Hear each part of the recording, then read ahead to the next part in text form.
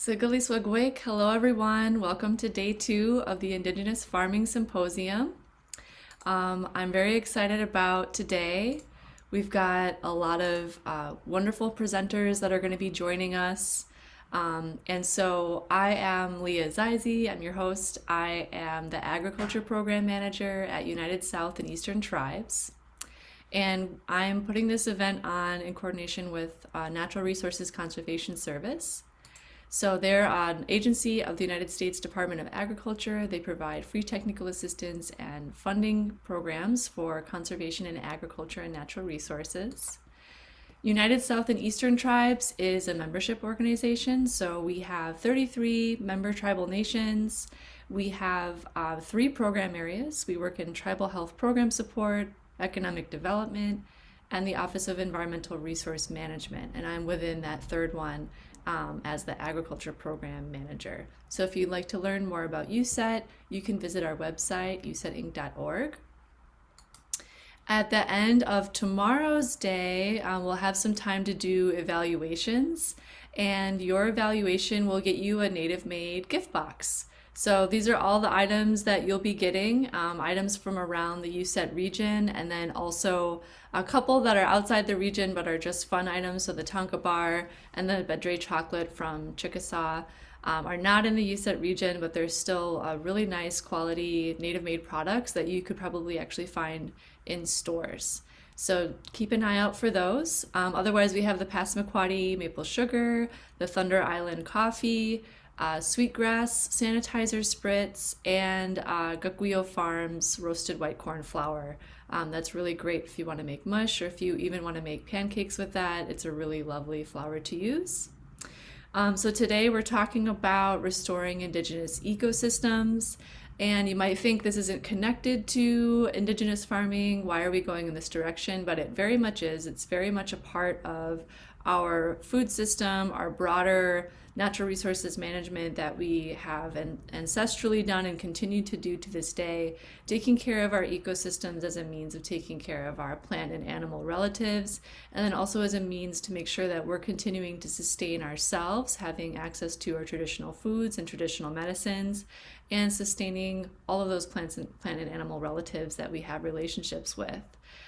So I want to get us started this morning with St. Regis Mohawk Tribe. We have Jessica Raspita here to do her presentation. And then we're going to move over to Marvin Bouknight at Catawba Indian Nation. And then we'll wrap up at Eastern Band of Cherokee Indians with Joey Owl, David Anderson, and Adam Griffith. So I will hand it over to Jessica to go ahead and get started. And please put your questions in the chat, put your comments in the chat. I'll be keeping track of those. And we'll have a full discussion at the end of the presentation. All right, thanks. Thanks, Leah. So I'm going to try to figure out how to share my screen, and we'll go from there. Looks great. I can see your presentation. Okay. So are you seeing the full screen, or are you seeing presenter mode? I see presenter mode here. Okay, let's try to fix that.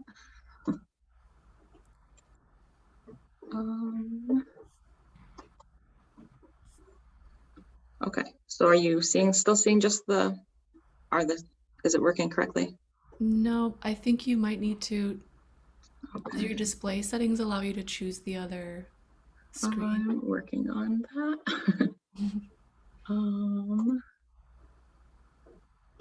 Okay, let's try this way. I'm so sorry, everyone, for my technical difficulties. We normally use Microsoft Teams, so I'm a little new to Zoom. Yeah, I feel like it's backwards between the two, and I always get confused in Zoom or in Teams. Okay, and I feel like we are probably still in presenter mode, correct?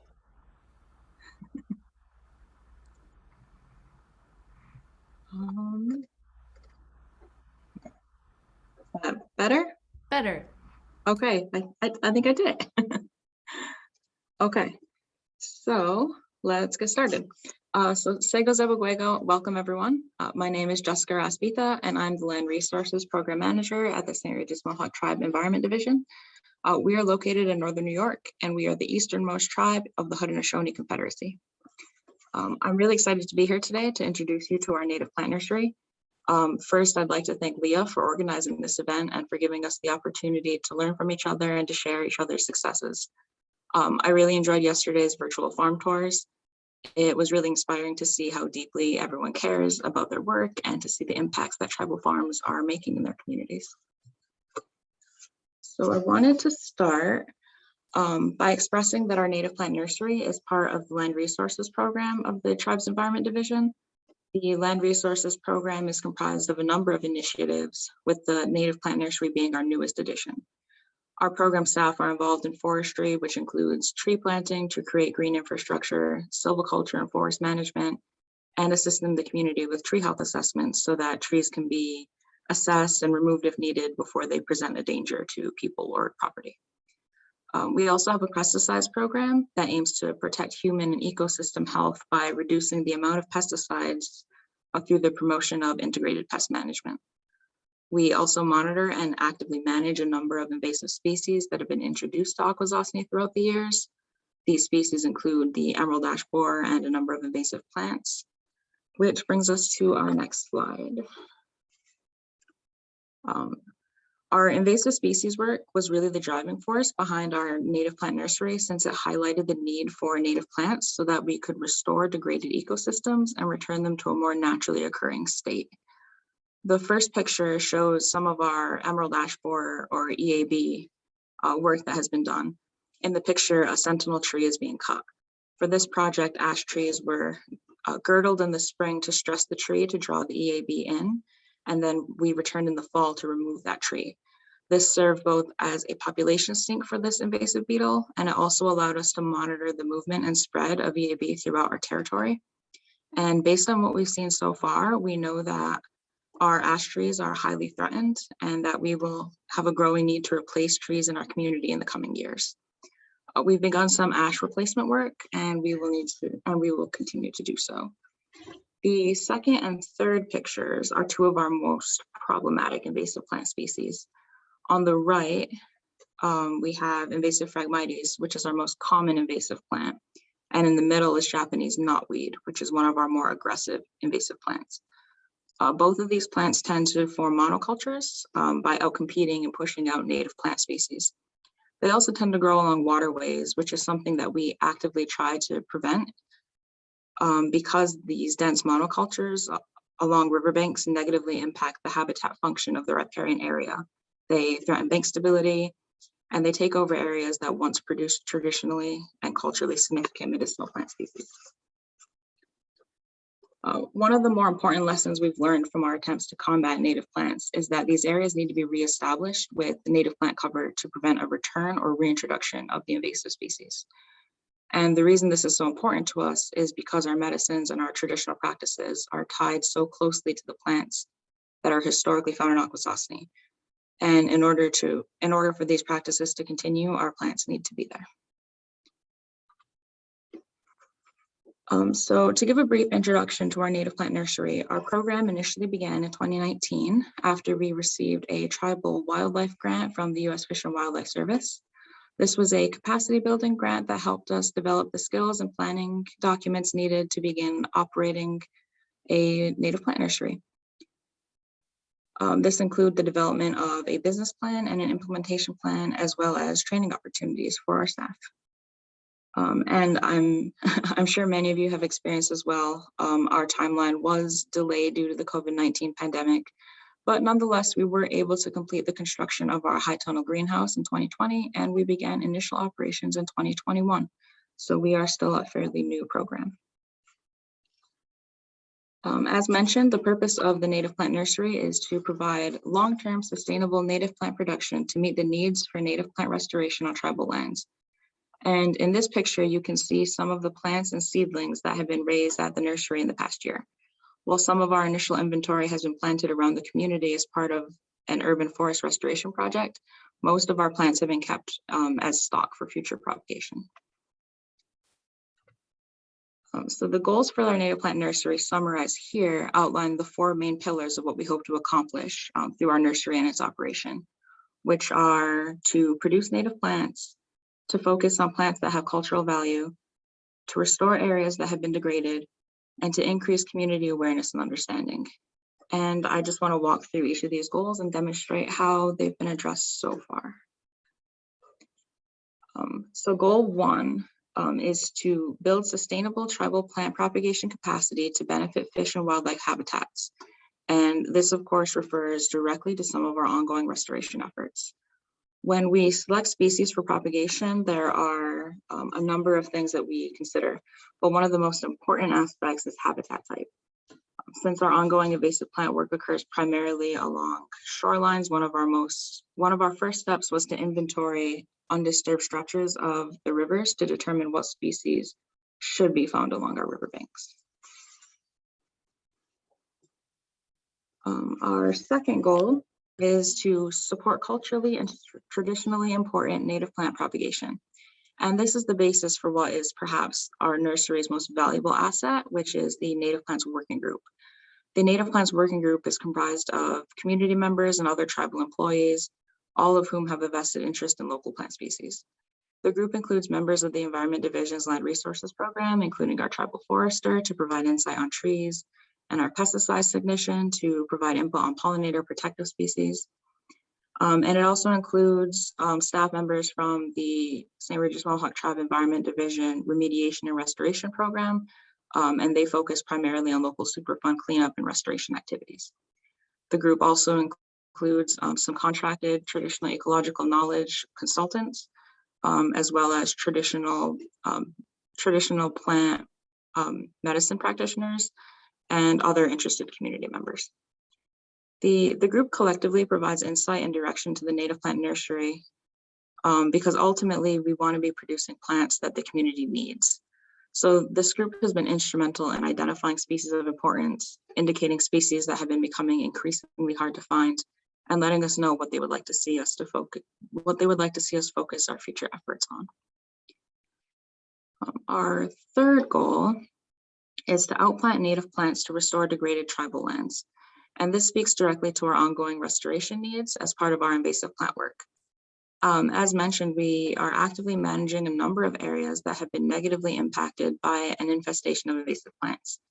As shown in this picture, invasive Phragmites is growing along a riverbank. And this is something that we try to prevent because the presence of this species decreases biodiversity and decreases the ability of the riparian area between the land and the water to function correctly. It also decreases biodiversity and it just overall impacts the functioning ecosystem.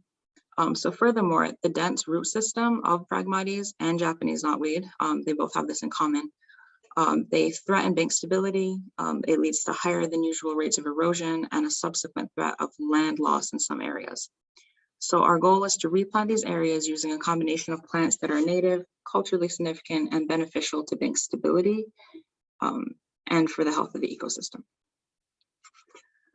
Our fourth goal is to increase community awareness and educate about the benefits of native plants, especially culturally, traditionally significant native plants. And this is part of our ongoing effort to engage in the community. We usually do this through a series of outreach events which have been challenging during the past 2 years, but we are looking forward to some of the events we have planned for this coming year. Last year, we were able to hold a drive-through environment day where all of the tribe's environmental programs gathered to present information to interested community members. And this was a great opportunity for us to speak to the community and let them know about some of the work that we've been doing. In total, we were able to speak to over 100 people, and many of whom didn't know about our native plant nursery, but were really eager to learn more. And last year, we also were able to put out a community survey online to gauge community interest in the native plants and the Native Plant Working Group. And we got some really great feedback from that survey that we're hoping to incorporate into some upcoming workshops. For this year, we're also planning to attend an Earth Day celebration and an annual Seed and Tree Day. And we'll be using these events to bring awareness to the native plant nursery and the benefits of native plants. And we're also planning to hold an open house / grand opening for our nursery since we weren't able to do so in the past due to limitations on social gatherings. And lastly, we're hoping to hold some seed collection and seed saving workshops that we intend to make available to the public for anyone who wants to learn more about our local native plants and their seeds. So our progress to date, while our nursery is still in its infancy, we have made some progress so far. Our high tunnel has been constructed and we now have access to a local water line, though there are still some discussions about rainwater capture systems that we have yet to explore. We've also done some training with our partners at the Mid-Atlantic Regional Seed Bank, or MARSB as they're more commonly known, the New York State Department of Environmental Conservation's Native Saratoga Tree Nursery, and the U.S. Department of Agriculture's Natural Resource Conservation Service. And we have more training with them planned for this year as well. These trainings have helped us with seed collection, seed saving, species identification, and overall nursery operation. In the past year, our first year of operation, we were able to establish some stock at the nursery. Some of the stock that's been grown has been outplanted, but the primary objective was to develop stock for future propagation. The plants chosen for initial stock were sweetgrass due to its cultural significance in basket making, and red osier dogwood, since the species will take root and establish itself fairly quickly and efficiently in areas that need to reestablish native plant cover. Both of these species tend to grow in moist environments, which also makes them ideal for some of our ongoing restoration efforts. Our native plant nursery has also served as an interim tree nursery to support a number of forest restoration projects. This means that while we didn't grow trees from seeds this year, the seedlings that were purchased were housed and cared for at the nursery while the planting sites were being prepared. Acting as an interim tree nursery is cost effective for a large tree planting operation, since it's cheaper to purchase seeds or to purchase smaller trees that can then be cared for and grown out at the nursery before being planted. This also is expected to improve our tree mortality rate, since trees that are housed at the nursery are less likely to be stressed before they're planted at their ultimate site. Another 2021 accomplishment was the creation of our priority species list. So this list was created with input from members of our native plants working group, and the intention was to create a list of species that the group would like to consider for future propagation. The original list was created based on our shoreline inventory, so that way we would capture the plant species that are naturally occurring along our undisturbed stretches of riverbanks. And further considerations were added both by the tribal forester and by other members of the working group. And in total, we identified over 60 native species.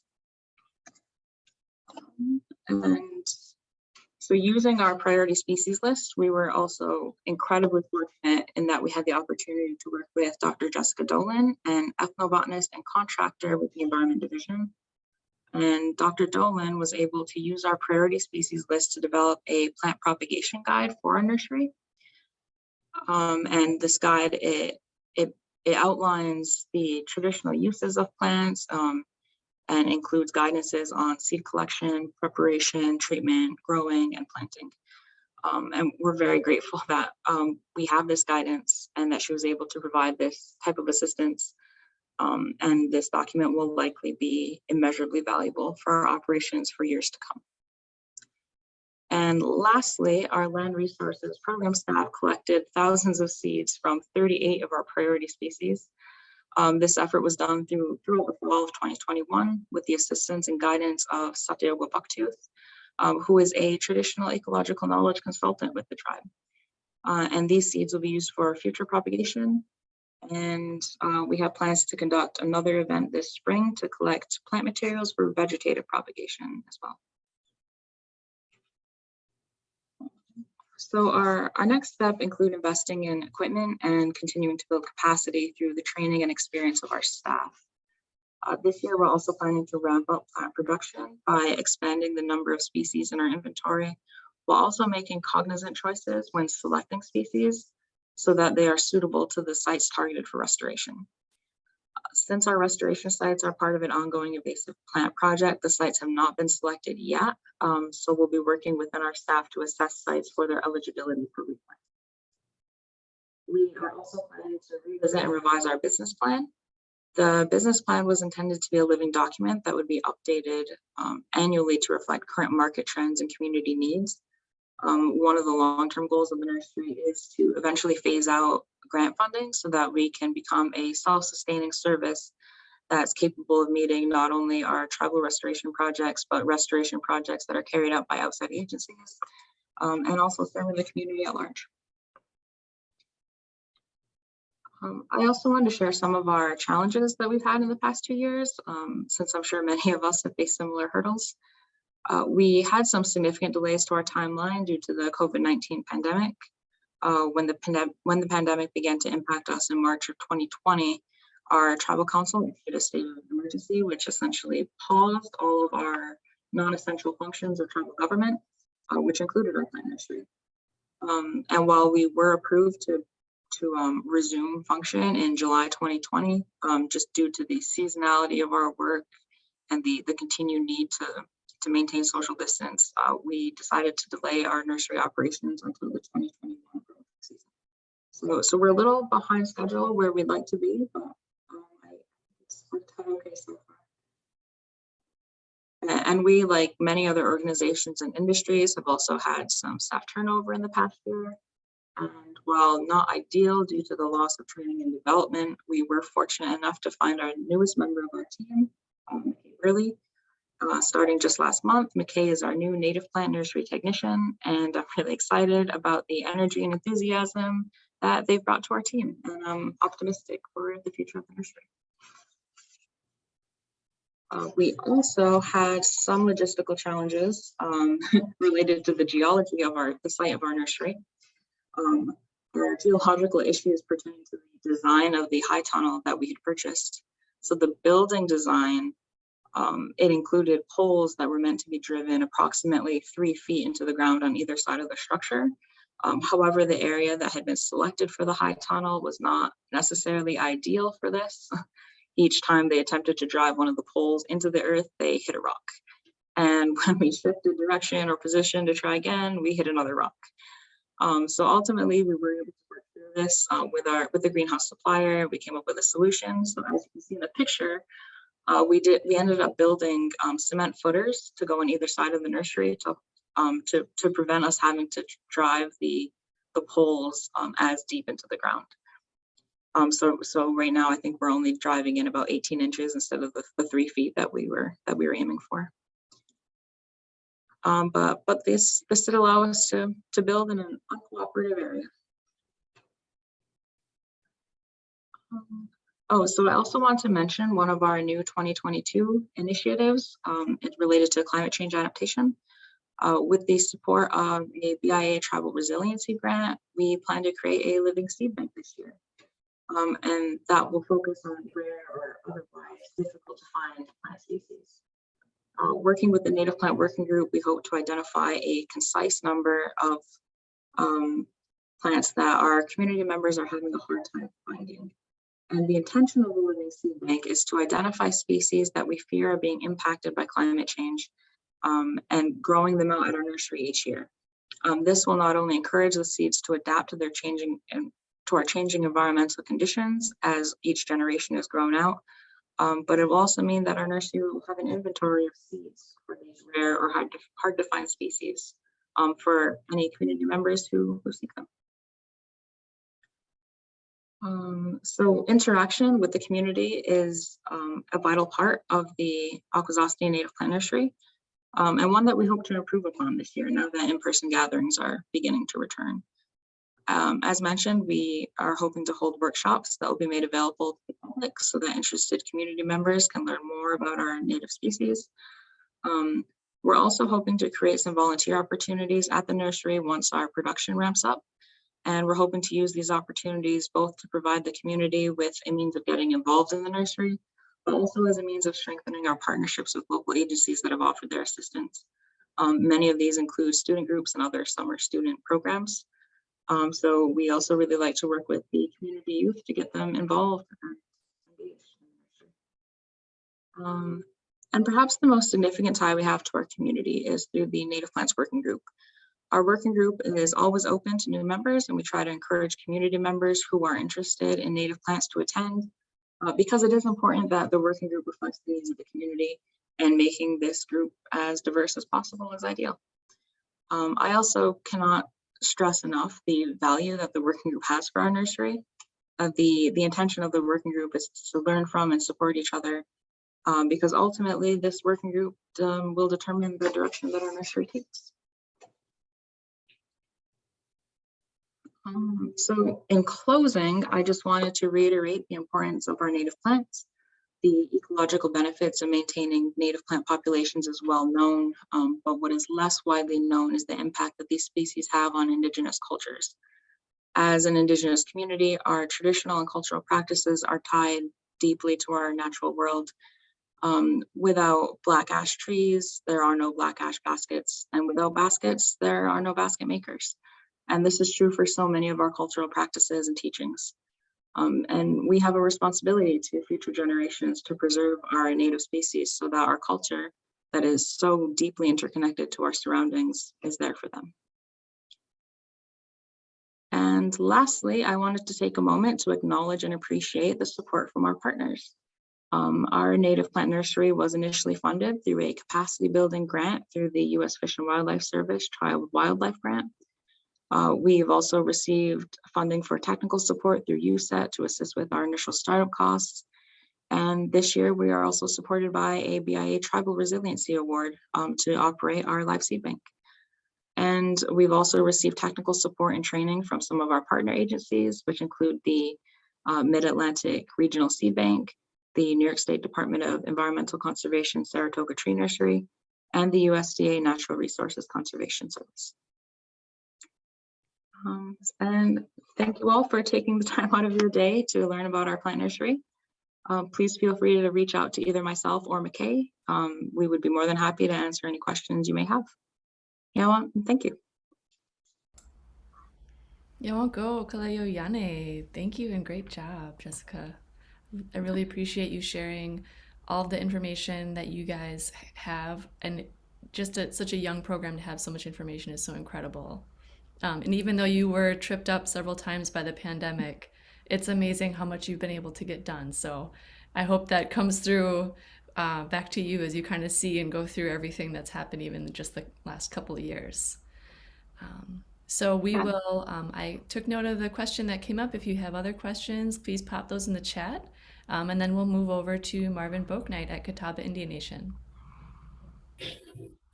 Okay. Thank you all. I hope you enjoy the rest of the presentation. Go. Hey, good morning, Leah. Good morning, everybody. Hope everybody's doing well.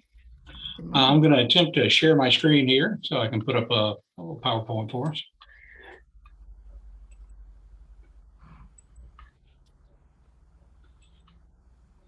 All right, can everyone see that pretty well? All set. All right, cool. So I work with Catawba Indian Nation. I'm actually a wildlife biologist by trade, and I had the pleasure of beginning to work with Catawba Indian Nation, specifically to talk about propagating and transplanting river cane. And boy, I'll tell you, it's amazing. There's just a lot of interest out there about river cane and restoring this wonderful ecosystem. So I'm going to give a little presentation today about our efforts so far and hopefully our future efforts as well. So our river cane propagation project, what are we doing and why are we doing it? It's actually it's a multi-year project to map current locations of our native river cane. On our properties on the reservation, we've actually got 3 properties that are separated a little bit. And the major focus right now is at least on one of those properties, which is the old reservation. And our goal is to locate those existing populations of river cane and try to figure out if there's a way that we can encourage that growth, if we could actually kind of make it to where the river cane that we've got currently on the property can flourish a little better. The other thing that we're doing is we're also researching and developing techniques to propagate as well as to transplant river cane And we're doing this for a variety of reasons. The main reasons, of course, are for cultural reasons as well as environmental and ecological reasons as well. Um, as you guys know, if anyone who's been out working in their own properties and stuff know that one of the biggest issues we have is non-native vegetation. And that's one of the biggest things that competes with river cane for us here. So that's also part of what we're doing too, which is remove invasive species. Now, why are we doing this work? Well, the cultural reasons are obvious. River cane is culturally significant for many tribes, not just Catawba. And it's been historically used and currently used, and hopefully in the future will be used for things like basketry, also for blowguns, also flutes, tools, mats. It's just, and some of the work that you can see that's been done in the past and is being done currently is just absolutely beautiful. Beautiful craftsmanship and beautiful work. So the cultural significance of it, of course, is pretty obvious to all of us. The sad thing about it is river cane has pretty much about 98% of it has disappeared. It's gone from the landscape, and that's from a variety of reasons, from habitat loss all the way up to overgrazing by livestock. It's a very resilient plant, but it can't withstand just continual browsing, grazing from livestock. So we've seen a lot of that go. And as a result of that, access to river cane for sources to be able to use it for cultural crafts is suffered. And of course, whenever a craft like that suffers, then you lose and have the opportunity to lose the oral history and techniques that are shared from generation to generation when there's a lack of river cane to harvest. So that's why it's so important for us is to be able to, here at the Catawba Nation, is to be able to provide an opportunity to access river cane on tribal properties. And so that's kind of one of the goals. The other thing too that a lot of people don't think about, in addition to the cultural crafts, and here are some of the beautiful crafts here. I've seen that, some of the flutes and of course the blowguns and the basketry, but one of the things I think that a lot of people don't realize is it's an endangered ecosystem as well. And it's got such a vigorous rhizome system that it really is very beneficial for stabilizing stream banks, river banks, as well as erosion. And then that physical filtration that it provides actually helps clarify the water. It also can pull some chemicals out of the waters as well. So from an environmental standpoint, it's very important for, significantly slowing erosion and stabilizing those stream banks. The other thing is ecologically, these were at one time, tremendous habitats for many different species. I remember reading somewhere where there was like one cane patch that was so thick you couldn't go through it, and it was six miles wide. That is a vast amount of river cane, and all that was gone and has been gone. So we're hoping to reestablish that. But this habitat, I mean, a lot of endangered and threatened species lived and continues to live in the remaining patches that we see. Things like Bachman's warbler, which has now pretty much been determined to be extinct. We've seen populations of the swamp rabbit, of course, start to decline because they were very dependent upon the protection of river cane patches. The eastern cougar is extirpated from the area. And now we're seeing that Swainson's warbler, which is another bird, is going down the route of still being like a species of special concern, or also being a species that's threatened and could be endangered. And of course, other insects like this beautiful southern pearly-eyed butterfly. All of these animals and stuff depend upon it as well. So there are cultural, ecological, and environmental reasons why the restoration of river cane is extremely important. Now, so what are we doing for our project? Well, the first part of our project is we're trying to identify existing populations of river cane and determine the difference between native river cane and invasive bamboo can be a little challenging. One of the biggest things that you'll note, and I'm not going to, of course, act like an expert on this. Adam Griffith will be able to tell you all about how to identify non-native bamboo from river cane. But one of the biggest things is, as you see there on the left, the way the branch comes off of the septum, the culm, it comes off almost like a 90-degree angle on the non-native bamboo, but it's almost parallel on river cane. Of course, you also have that sheath that goes around the culm as well, the culm sheath. All those are pretty good indicators of native river cane, also the size wise too, as well. But being able to determine that you've got native river cane, and then encouraging those populations.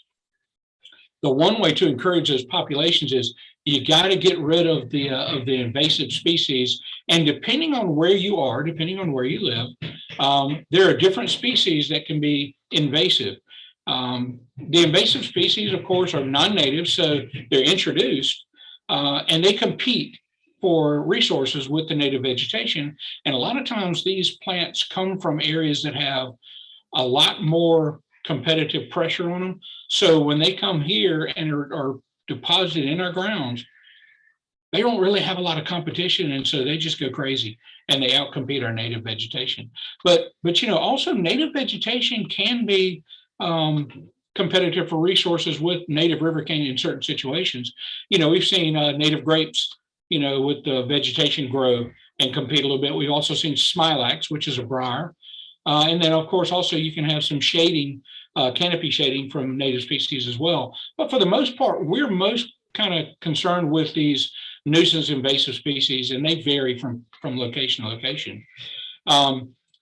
Invasive plant removal and combine that with the thinning of the canopy is where we're going to see our goals kind of come to fruition with river cane, existing river cane stands. So I'll show you some of that. So this is your typical look here in South Carolina for the competition that river cane has. If you look closely, you're going to see a mixture of native and non-native plants. But the big thing you're going to see is privet. But you see the river cane is still in there and it's trying to survive as best it can, but it's being choked out by all these plants. So you have to go through the process of identifying your non-natives and then coming up with a process to remove them. Chinese privet for us is probably number one on the list of the invasive species. This stuff grows so fast, so quick, and it's so prolific.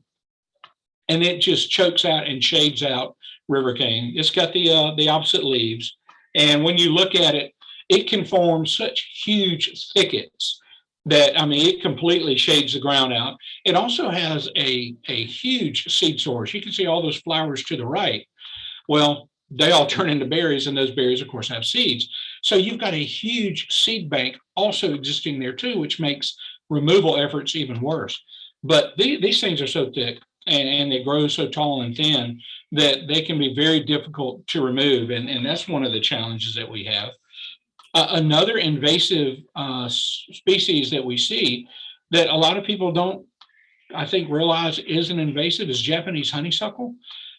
Japanese honeysuckle, it's amazing how prolific it is in our woods, and it grows in these areas, and it can do numerous things to existing native vegetation, including river cane. It uses river cane for support, so it twines up the river cane, and then once it gets to the top of the river cane, it spreads horizontally and actually creates a canopy itself. So it climbs up the privet, it climbs up the river cane and everything, and starts to form this shade because it's competing for sunlight.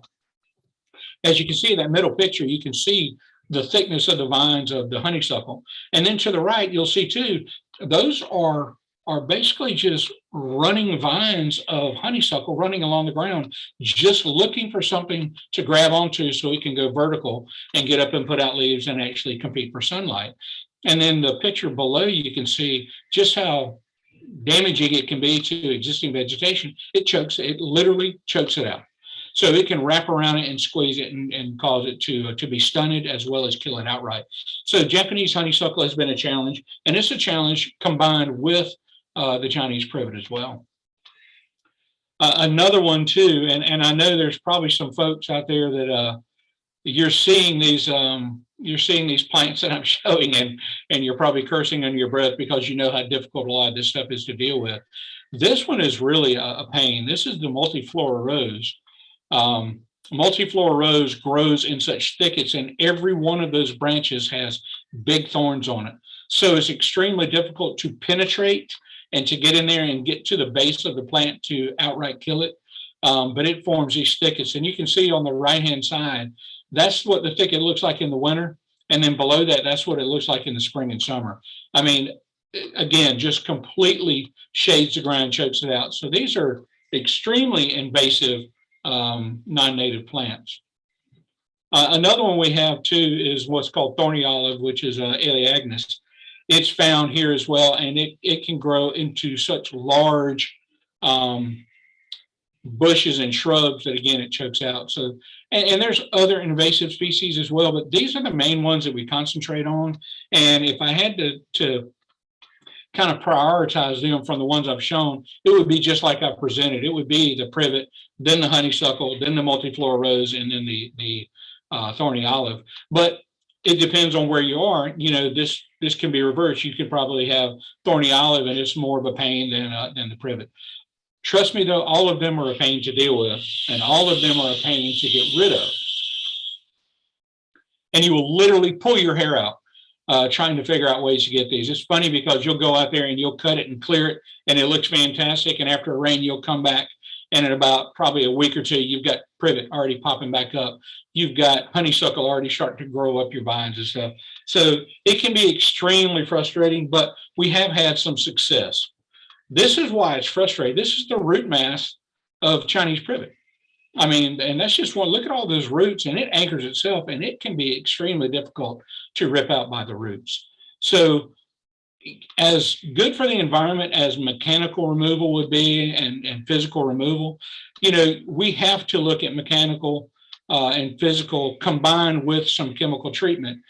But there are ways that you can do chemical treatment so that you're not broadcasting or you're not threatening other plants, native plants, and things like that.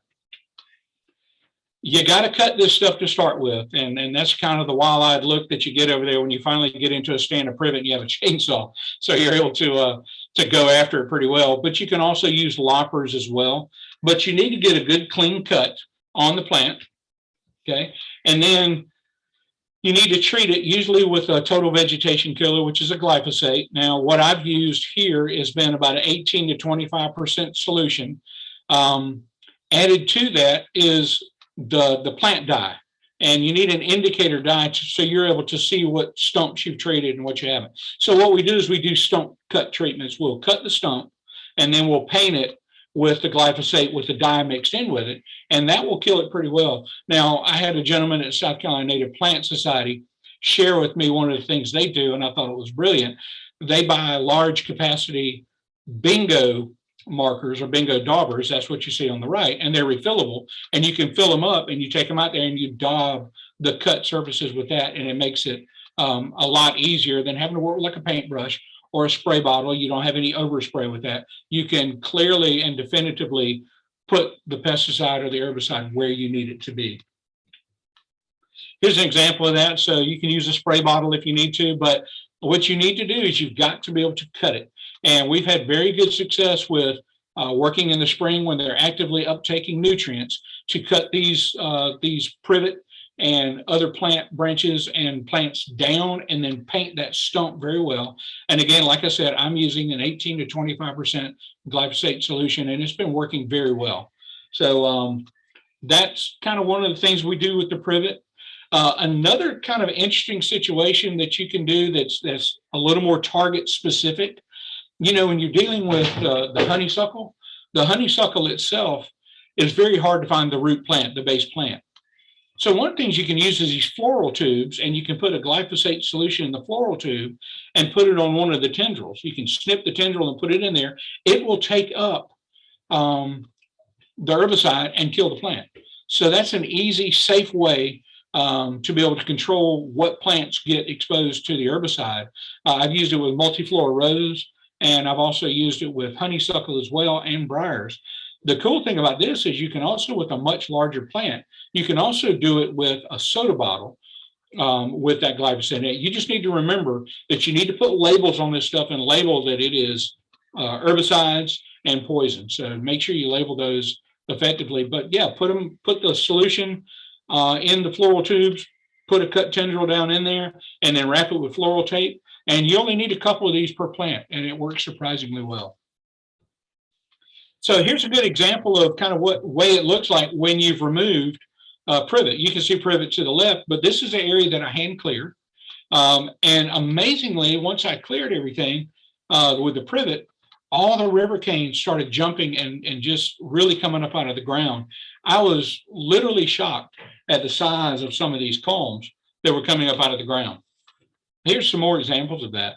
And you can see some of these river cane, I mean, within a span of about a month and a half, I mean, they had jumped in size all the way up to like 8 to 10 feet.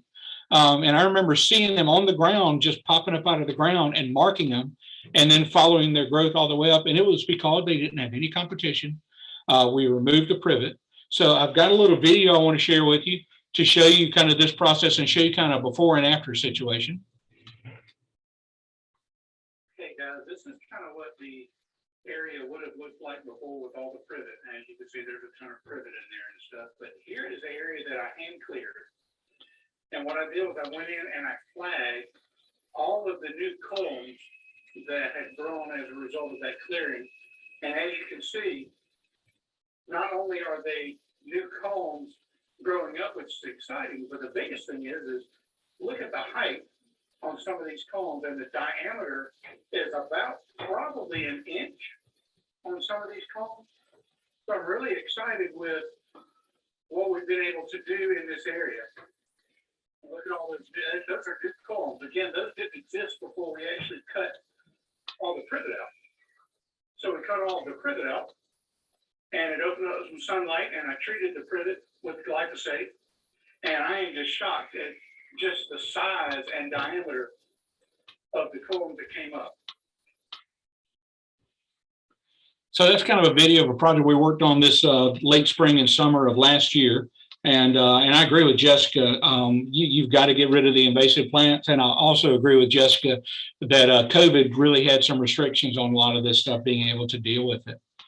So the other part that we did too as part of our project. So we had not only the removal of non-invasive plants, which was done with a grant through the BIA. We also had propagation and transplanting of some plants and documenting the growth of river cane, which was done through NRCS. Also part of the NRCS grant we had was actually taking rhizomes from the wild and transplanting them to raised beds to see if we could get them to grow. Tim Oakes actually gave us some rhizomes from Choctaw, which was fantastic. We were able to take those and transplant those immediately. The heat was so intense from that pressure cooker. All right. Sounds like someone's enthusiastic about that. We've got the rhizomes that we transplanted. So, you know, it's funny. We didn't really know a lot about this, and it was just trial and error. What we did is we took those rhizomes that Tim sent us, and they were probably about 12 inches in length, some of them a little bit longer, and they arrived nice and wet. And we transplanted them into raised beds that had some existing potting soil and sand mixed together.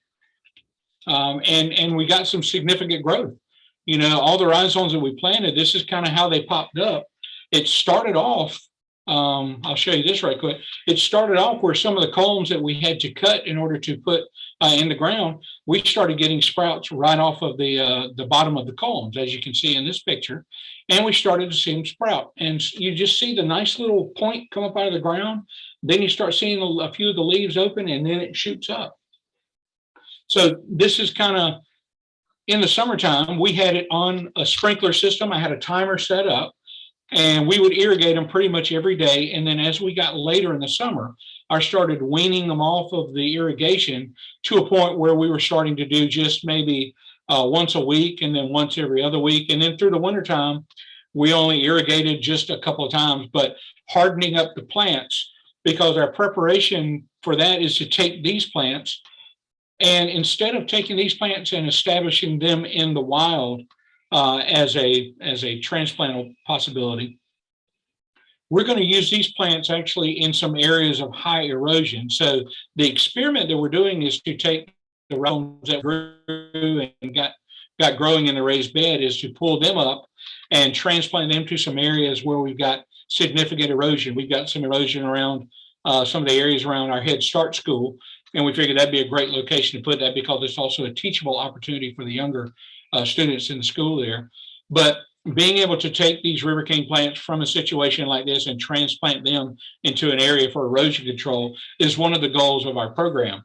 Now, we have not seen anywhere where someone had done this particular project. So we actually, we took some of the river cane and tried to put it in a medium that would make it easier to transplant than, say, digging up the rhizomes themselves. And this is one of our river cane that have popped up. And this is what the river cane looked like probably about midsummer of the same year that we transplanted the rhizomes. So you can see we got significant growth with that. And they were growing pretty good. Now, an interesting thing that happened is we did have a couple of these plants go to seed. And if you've read a little bit about river cane, you'll know that it's always a scary sight to see river cane go to seed, because once they go to seed, usually that plant dies. So I flagged a couple of the plants in here that had gone to seed, and 1 out of 3 of them died, but the other 2 didn't die. So I think this, you know, and Adam can attest to this, or he can talk about this a little bit more too. But when a plant goes to seed in this situation with the clones that you're using with the rhizomes, a lot of times it may be a stress response. But I recently, with the plants that Tim sent us, and only with those plants, I'd say probably a third of them have gone to seed this spring. And it's remarkable how many of those have gone to seed. I'll show you some of that in just a little bit. So what I've done is I put some fertilizer down on these plants, and then I've gone back and I clipped the seed heads from half of the plants and left the other half with their seed heads, just to kind of see what's going to happen with that treatment. But going back to transplanting for erosion, this is the experiment we did. So we took the straw matting fabric that you see. We put down a filter cloth first, then we put down the straw matting, and then we took rhizomes that we harvested from the South Carolina Native Plant Society up in Greenville. They wanted us to come and remove river cane from their area because it was getting out of the beds and getting into other beds and stuff. So we went up and we went up and harvested a bunch of these rhizomes. And as you can see with these rhizomes, they're all about that 12 to 15 inch size, which is a size that we found works pretty well for transplanting. So we put the rhizomes on the matting itself, sprinkled with a little bit of rooting hormone, just as a precaution, just to see if that would make a difference or not. And then we covered it with a topsoil. And then we came back over the top of it with another section of the straw. So you've got a filter cloth that's a barrier to the soil. Then you've got the straw, the rhizomes, topsoil, and then another layer of the straw to act like mulch. And so we irrigated that on the same schedule as we irrigated the other stuff. And lo and behold, we started getting little sprouts pop up through the straw. And you can see here, these are multiple pictures of the little small guys sprouting up. And boy, that was exciting because it started off as 1 or 2, and then they started popping up all over the place. And you can see here to the left, you can see how well they've started to pop up. And then here to the right, this is in late summer. They've sprouted up, put out leaves and stuff, and are doing pretty well. So our next part of the process that we're going to go through is we're going to hopefully remove some of the matting, cut them into sections, and hopefully take that matting with the rhizomes and the soil and everything intact. And when we get to the site, prepare the soil, peel back the filter cloth, leaving the straw sandwich, river cane straw sandwich, and put it in the ground and irrigate it. And hopefully what's going to happen is we will be able to get the river cane to establish in these erosion areas. If we can do that and that works well, I think this is kind of a unique approach to being able to take river cane and actually be able to put it into areas of significant erosion, especially like around the bottom of hillsides or construction pads, building pads, also outfalls and things like that. And we can stake it in the ground, and then hopefully the mesh netting of the straw would provide some protection and erosion control to start with. And then hopefully once the river cane gets established, it can go from there. So just a little experiment that we're just kind of playing around with, if you will. One thing I would probably change, and again, it's just what's available to you at the time, but I would probably go with a more all-natural fiber like a coconut fiber for this situation, instead of going with the monofilament mesh that's embedded with the straw. unfortunately, that straw, and I haven't seen it with this stuff, but I've had experience with it before. It does have a tendency to trap animals like snakes and things like that in there because they get caught in that monofilament. So that's definitely a change I would probably make on that if I could. But you can see the success with that. Hopefully I'll have positive things to say about this particular part of the project, and hopefully it'll do well, because I think any areas you can establish river cane, whether it be reestablishing it for cultural reasons or reestablishing it for environmental reasons, for erosion control, why not? It'd be great to be able to use that. And then maybe down the road where that gets established, that also becomes a cultural resource as well. It's just the size of the columns are probably one of the limiting factors for that. Another exciting part of our whole river cane project that we're working on, we actually got some funds from USET, and it's going to allow us to be able to do a hybrid high tunnel greenhouse. And we're going to hopefully propagate and transplant river cane there, some in raised beds, some in pots. And the idea behind that is hopefully we eventually kind of get our techniques down and get our success rate up there going pretty well. Our eventual goal would be to potentially try to diversify the our genetic vigorosity for these plants, because I think just kind of dealing with the same clone over and over and over again is obviously not smart from a disease standpoint. So we're going to try and harvest river cane from many different areas and try to get a genetic diversity going on, a vigorosity in the river cane to be able to transplant that. One of the goals we've batted around, which would be fantastic too, is to work with other tribes and be able to get rhizomes from other tribes and grow that river cane out and then return it back to the tribe so they can take it and reestablish some of the areas. So hopefully acting as a resource for other tribes and things too. I think that's extremely important. But getting those plants up, and guys, there's many reasons to use river cane being a native plant. I mean, eventually what we'd love to do is, when we're doing landscaping around buildings, why not use river cane? And if we have a ready source of it growing in the greenhouse, we can use it for beautification around the buildings, educational programming around trails and things like that. So we can put the river cane where we'd like to get it to shine the spotlight on river cane. Because, it's funny, if you talk to folks that don't know about river cane assume it's bamboo. But folks also will look at river cane and they just say it's extremely invasive, and they don't have that lens that a lot of us see it through. I see it from an environmental and ecological lens, and I can see it for the cultural significance, but definitely the tribes themselves see the cultural significance. So shedding a little bit of an educational spotlight and informing folks that it's a native and endangered ecosystem will only help the future for this plant as well. So speaking of that, I was recently up in the mountains of South Carolina, and I came across a power line right of way, and it had bamboo to the right, and I saw the bamboo to the right, and then I saw this plant, and I got out, parked on the side of the road, and got out, went over, and sure enough, it's river cane. But we all pass on the roads and stuff. We all pass by river cane and see river cane growing in wet areas and things like that. What shocked me about this was the size of the culms. These culms were 1 inch to 1.5 inches, some of the largest river cane I've seen. And it's just growing right there. And it was obviously kind of stressed, because what you see on the right is that's all briars and raspberry and blackberry briars in there. So it would make harvesting, you can see the river cane trying to get up. But I feel like eventually they're going to come back in there and they're going to probably mow, or worse, spray that right of way. But there's a ready source of river cane rhizomes with large culms, and I'm curious to experiment to harvest some of those rhizomes, because I'd like to see if we transplant those rhizomes, would they give rise to large diameter culms on their growth cycle? So in other words, in one season, would we be able to transplant those rhizomes and get large diameter culms? If that's the case, then within 2 to 3 years, we would have potential for a large culm river cane patch that would be suitable for harvesting. So, that's something I thought about. So I have reached out to the local power co-op who provides power in this region. And I've reached out to them to see if they would allow us to come and harvest some of their rhizomes. So look at the size of these culms though. I mean, that's huge. That's some of the biggest stuff I've seen. And I know there's probably a lot of you out there that have seen river cane that big.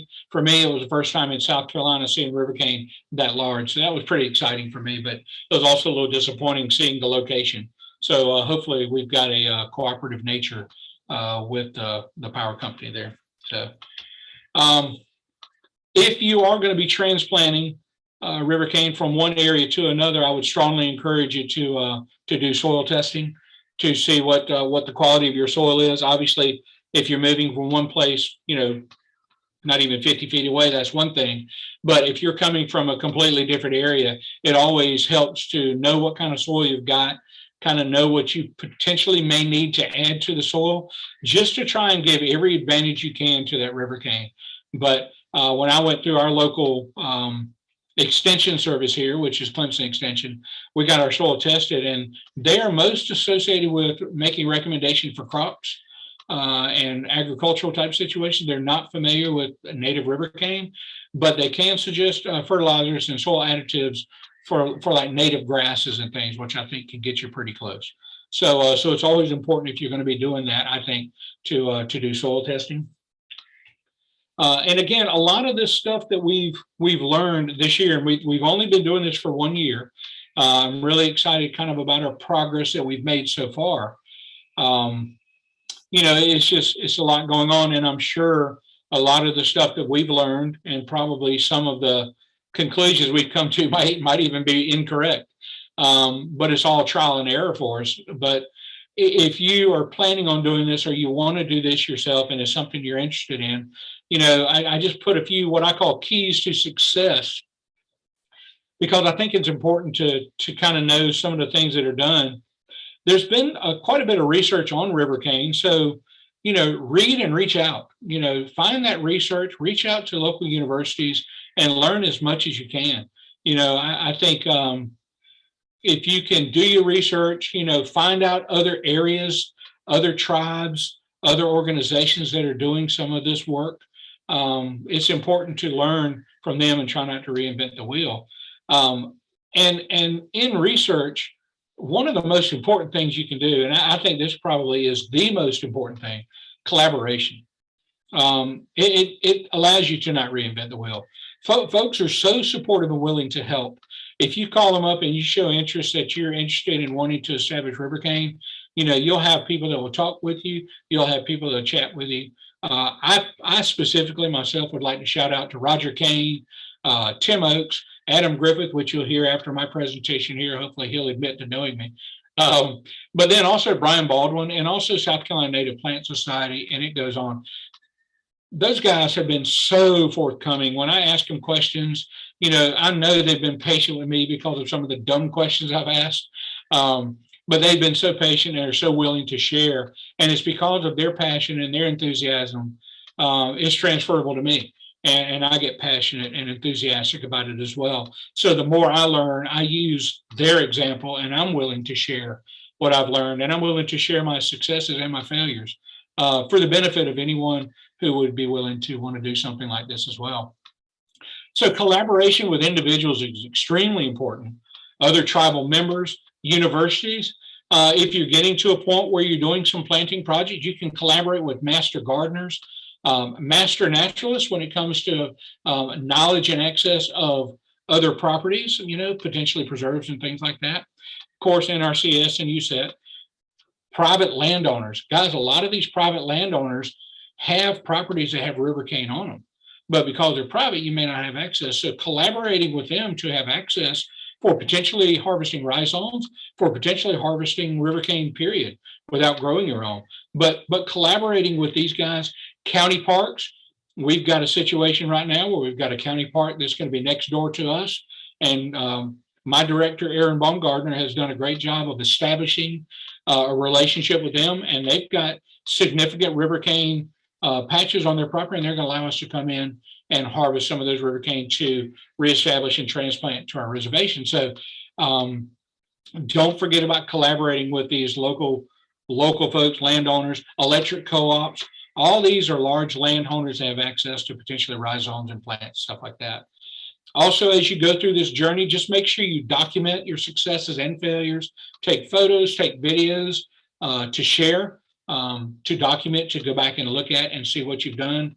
You know, you don't want to kind of keep doing the same thing over and over if it's not successful, and documentation kind of helps you know what you've done and what you maybe need to focus on.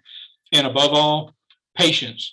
A lot of river cane, when you plant it, it's going to take 10, 20 years to get to a size. So you're in this for the long haul. You're in this not only for the present, but you're also in it for the future as well. And, you know, it's interesting with river cane. I find out that a lot of people can be interested in river cane for many different reasons. And, you know, whether it's environmental, ecological, or cultural, the goal is the same. Folks are passionate about river cane as a habitat for endangered species, as used for stabilizing stream-based stuff, or for cultural uses within tribes. All of us have a common theme and a common goal to reestablish river cane and try to get back to a fraction of what it used to be, at least. And so with everyone, the goals and the reasons may be different, but the goals are the same. So it's always important to think about collaboration with that. The one last thing I wanted to share was this picture here. This is a raised bed in our garden. And across the fence is some river cane that's growing on its own, just kind of some river cane right in the woods there.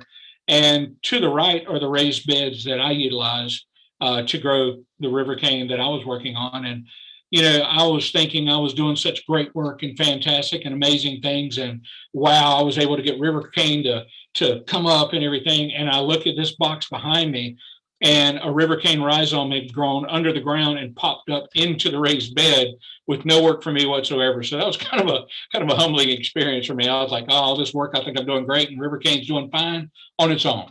So in a lot of situations, we just need to help river cane grow, and that can be from the invasive species and the clearing of areas to allow it to grow.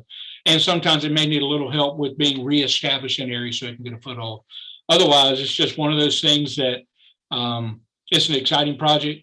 I am really thankful for all the support that we've had from USAID, NRCS, and all the folks that I've named. And it's really the only way to succeed. It's hard to succeed in silos. So we all kind of have to work together. So that's my presentation.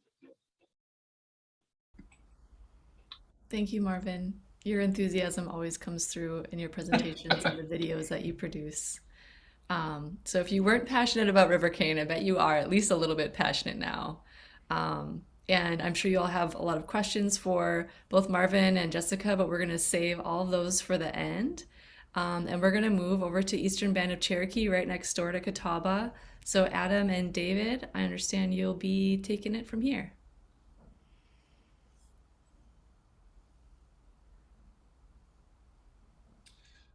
Good morning, everyone. I'm David Anderson. I'm the Horticulture Operations Supervisor for the Eastern Band. I've been asked to step in for Secretary Al this morning. He had a conflicting meeting he had to step out to. So just bear with me a little bit as I navigate through the first few slides that he developed. I would like to add that, you know, Marvin and Jessica, you guys did a great job. We're going to be echoing a lot of what you guys have mentioned, but I think it's important that we recognize that, you know, as tribes, all the goals are coming together. They're all similar, and it just shows a need for increased funding and partnerships and relationships to get these kinds of projects off the ground. And so with that, I'll go ahead and start. The Greater Division of Agriculture and Natural Resources for the Eastern Band encompasses a number of different programs, including forestry, watershed management, fish and wildlife, trout hatchery, environmental regulatory, water treatment plant, the horticulture office. We have a relationship with North Carolina Cooperative Extension. We have RT CAR. And so today you'll hear from myself and Dr. Adam Griffith, who's the director of RT CAR. Pictured there on the left is a day from one in our greenhouse where we had some students from Cherokee Central Schools come out. We really like to focus on educational outreach and programming to start with the youth, to start getting them engaged and interested in career paths that lead them into what we're all here for today. I think we all recognize that we don't have enough students, you know, coming out and going to school to take over the work that one day we're going to phase out of and be retiring from. So we definitely need to encourage the youth, encourage the community, encourage the students to find these passions that we all share, so that our work can continue one day. Adam, if you want to navigate to the next slide. And Adam, if you have anything you want to add while I'm speaking, feel free to jump in. But this is just a little agenda here. We'll talk a little bit about the EBCI, about the horticulture office and the revitalization of traditional Cherokee arts and resources. Pictured on the right, once again, as some of our students, those are some classroom projects, some seedlings they were growing. The bottom right picture is some of the raised bed gardens at Cherokee Central Schools, part of the ag and natural resources kind of classes that we're offering at the Cherokee Central Schools and that we're trying to expand on. So Adam, there we go. So a little bit about the EBCI, first recognized in 1864 and incorporated under a charter in North Carolina in 1890. The Eastern Band are descendants of Cherokee who, avoided forest removal and remained in the mountains. Currently, we have over 16,000 enrolled tribal members, and the home base is the Qualla Boundary in Western North Carolina, bordering the Great Smoky Mountain National Park and a lot of other federal landscapes. Adam, if you want to go on the next slide. And so, sorry, that map's a little blurry, but you can see at one time how big the land territory was that was held by the historic Cherokee Nation, and encompassed landscapes in 7 states. And so those are some kind of different biosphere pictures that you can reference there, like lands that were held in Kentucky or over in Tennessee, and there's a Western North Carolina down in the bottom right. But, the important factor is that the plant diversity was just so huge in the traditional homelands that we're bound to this small 56,000 acres roughly in Western North Carolina, and we've lost a lot of that. Not just the Eastern Band, but the Cherokee Nation of Oklahoma and United Gadua Band. So trying to reestablish these relationships between the Cherokee peoples and these plants has not necessarily been a challenge, but it is something to overcome. As Native peoples all over the U.S. That have been disconnected from their homelands a little bit, the knowledge is still there, but we have to work as government or as tribal governments to reestablish tribal sovereignty and to reestablish these relationships with these plant communities. If you want to move on, Adam. Sorry, Adam's navigating the slides for me. So there's just a map of what EBCI lands are still existing and being held by the tribe in Western North Carolina. So the top right corner is the contiguous Qualla Boundary Tract. That's the largest tract of land the tribe still owns today. As you can see, it's surrounded by the Great Smoky Mountain National Park. Down in the bottom left corners in Graham and Cherokee County, where we do have tribal communities, those folks are mostly surrounded by Forest Service landscapes. So a lot of great potential there to build partnerships and relationships with, government to government, federal access to historic landscapes for plant material. Adam, if you want to go on. And so I'm speaking on behalf of Joey here, Secretary Al, rather. Many things have really been accomplished in our time here. Short time is kind of building a program in a division, but we're really looking forward to the future. There's a lot on the horizon. As Joey mentioned here, the Division of Ag and Natural Resources provides a wide array of services, really focused on traditional ecological knowledge and engaging community members in our ecosystems and fostering the next generation of natural resource stewards. So on the bottom left pictured was a excerpt from a news article where Principal Chief Sneed and Cassius, the superintendent for the Great Smoky Mountain National Park entered into a memorandum of understanding to allow tribal members to access that historical landscape to harvest sochan, which is the cutleaf coneflower, the common name, but that was just a way to access the traditional landscape to harvest one of the traditional Cherokee foods. That's also traditional foods of most Southeast people. As you can see to the right of that, there's a picture of that's our former ag agent, Mr. Ben Collette, where he's conducting a mushroom workshop out of the extension office for the community.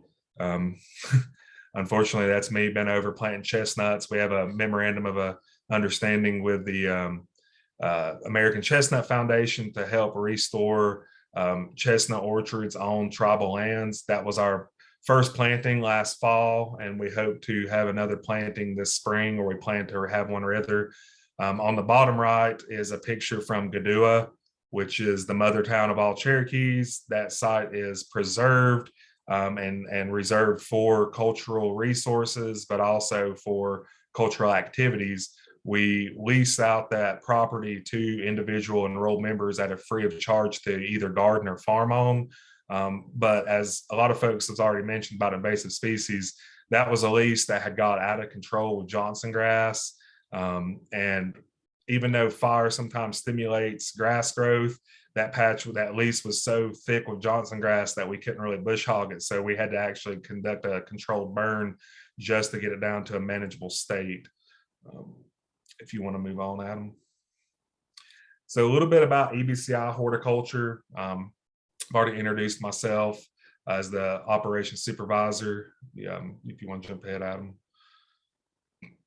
So the main facility is the Jesse L. Dugan Native Plant and Greenhouse Facility, and it was constructed in the fall and winter of 2013, and mainly through EPA 319 funds. The main focus when we first started was to, through a feasibility study, we showed that the tribe could produce most of our stream restoration needs at a much more affordable cost than buying in plant material. So the main focus when the facility started was to grow native and culturally significant plants for tribal projects, whether it be watershed, forestry, or wildlife. Currently, our production area consists of a greenhouse that's 2,160 square feet, a cold frame that's being converted into another greenhouse that's 1,920 feet, one high tunnel that's 2,160 square feet, 2.5 acre nursery, 3 acres of field production, 30 raised beds, and 8 mini cold frames. With expansion planned, we're in the process of expanding our irrigation capabilities right now. We're going to be adding in a shade structure and probably some more high tunnels in the future. In the past, before our capacity was somewhat hindered from these infrastructure upgrades, we were producing around 70,000 native nursery plants in the nursery each year, and up to 200,000 greenhouse plants for the tribe. So if you want to jump ahead, Adam. Oh, well, sorry, go back one second. I'm sorry, I jumped the gun. I didn't explain what was going on. So pictured in the top right corner, that's our main greenhouse. That's the head house for the facility. That was early on in the construction of the facility, so there's been a lot happened since then. But that facility is a glass Van Wingerden style. I kind of reserve that for the harder propagation because there's a lot more environmental control in that facility. But for the most part, everything that we do here is started in that facility, and then it's worked out into other areas of the facility, whether it's going into another greenhouse, the high tunnel raised beds, or into the field. And pictured there on the bottom right is some of our plant production that's taken place. That looks like there's probably a lot of native plant coming up there, but it looks like there's a lot of blueberries and other things also for the community that I've got under the tables. So now you can jump ahead, Adam. Sorry about that. But as I mentioned, the main goal of the office was to produce plant material for tribal projects, cultural artisan resources, and for tribal revenue generation. As I think Jessica mentioned, The ultimate goal is to pay for the program so we don't rely on so much tribal funding or grant funding. We also kind of conduct a lot of educational outreach events. We do seed banking. We've got several kind of seed banks in the works right now. As Jessica referred to it as a living seed bank, that's what I work on.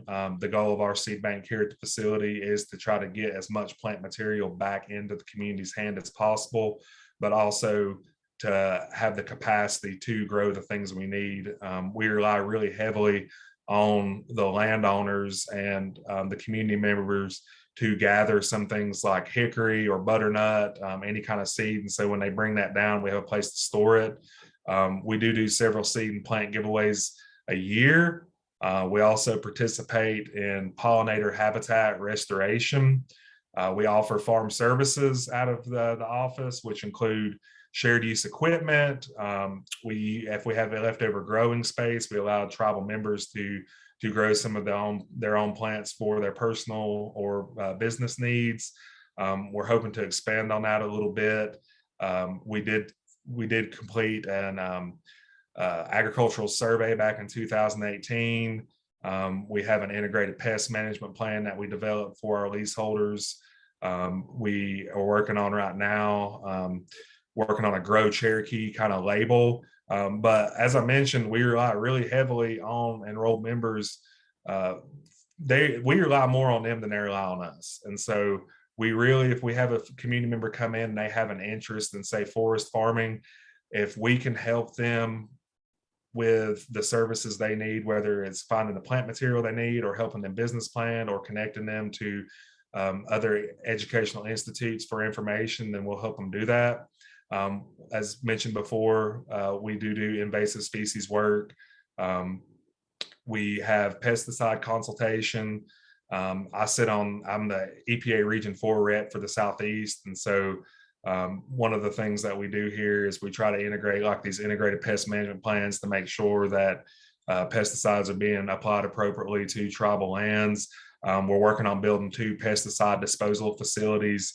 And this year, actually, one being here at my facility, and then that one will be kind of used for, and that's through NRCS funding, I should mention that. But that facility is going to be used for tribal programs that's located here that are engaged in pesticide application. And then we'll have one for community members and for leaseholders to access on tribal lease lands. And then we do small plant propagation research projects.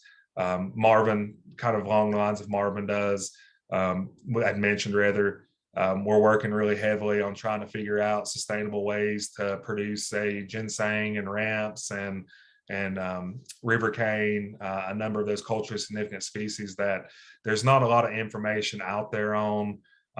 We all have to figure it out and come together for the greater good. So picture there in the top left is a picture of Mr. Will Tushka, who's one of my technicians here at the facility, and he was harvesting some seed bank material there. It looks like North Carolina and North Georgia Candy Roaster. On the top right is myself doing a Sochan installation at Harris Cherokee Casino. I think casinos are landscapes that, if tribes have casinos, that can be utilized for the kind of work that we've been mentioning. I worked with our casino to kind of identify areas that they couldn't use in traditional landscapes. And so what we did was we went in and we've done kind of restorations on the property of traditional and cultural plants in those areas. And so Sochan's a really good example because it has that edible value, obviously, but it also has a aesthetic value as it blooms out. It's a great late season pollinator nectar source. But also, when we speak about education, I think it's important that we recognize a lot of elders have trouble getting into rougher areas, especially here in this wooded mountainous landscape, to identify and teach about these plants. We have a lot of multi-generational households on the Qualla boundary. And so this was a step that we took with Harris Cherokee so that a grandfather or a grandmother could take their grandchildren out in an easy, accessible area and help show and identify what these plants look like. On the bottom right is just some of the wild potatoes that we grow out each year. It's one of the wild potatoes, rather, the ground nut, more commonly known as, that we do in raised beds, and we're working on trying to get those put back into our tribal projects, but also to work into people's landscapes and into the seed kit giveaways. If you want to move forward, Adam. And so what we grow, as everyone's mentioned, community surveying is super important. We have an open door policy here at our facility where we allow folks just kind of pop in and out as they want. And that's usually the best way to identify from elders what they're missing or what they're not seeing in the landscape and what they would like us to grow. You know, a good example was last season.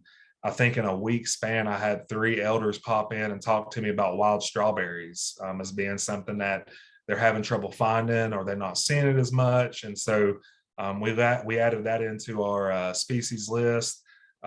Seed bank explorations. We're really diving in and trying to grow out some of this material that's been in the seed banks for several years, to grow those out and put those back into the community. The Tribal Historic Preservation Office has been a real big help as far as diving into the archives and looking at some of these plant materials that are culturally significant. Staff scavenging. Sometimes when we're out picking up supplies in Asheville or somewhere, we pop in different places and we see seed material or plant material that we think would be good to grow out at the facility. So I rely heavily on people to make their best judgment to identify those kinds of needs. Every now and then we'll be riding by a site, and then I've got a list mentioned below as a native plant rescue, but especially at River Cane here in the mountains, where every biddable piece of property is kind of in the bottoms and there's always river cane. If I see a construction site going on and they're intent on taking out river cane, then I'll go by and I'll offer them to relocate it. Sometimes they'll do it, sometimes they won't, but it's a really good way to get your hands on plant material and also to be able to relocate it to other tribal sites. We don't want anyone taking out river cane, but sometimes people will just have their mind set on having to have it removed. So obviously we'll continue to grow for our forestry, fish and wildlife, RTCAR, watershed project needs. But one thing as a native plant nursery that we've had to really, really dial down was our species limit. We've done over 100 species in the past, and I'm a plant nerd, so it's really easy for me to do, and I want to grow everything, but sometimes I have to recognize that that's not the most efficient way of doing things.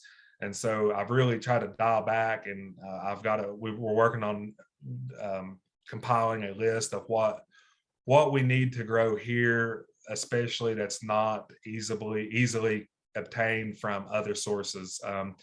For example, we used to grow a lot of river birch, sycamore, alder, those kinds of things, and they're fine, but we have so many native plant nurseries in the areas, such as like the North Carolina Forest Service, or even South Carolina or Tennessee or Georgia or Virginia, that produce those plants at a really affordable cost.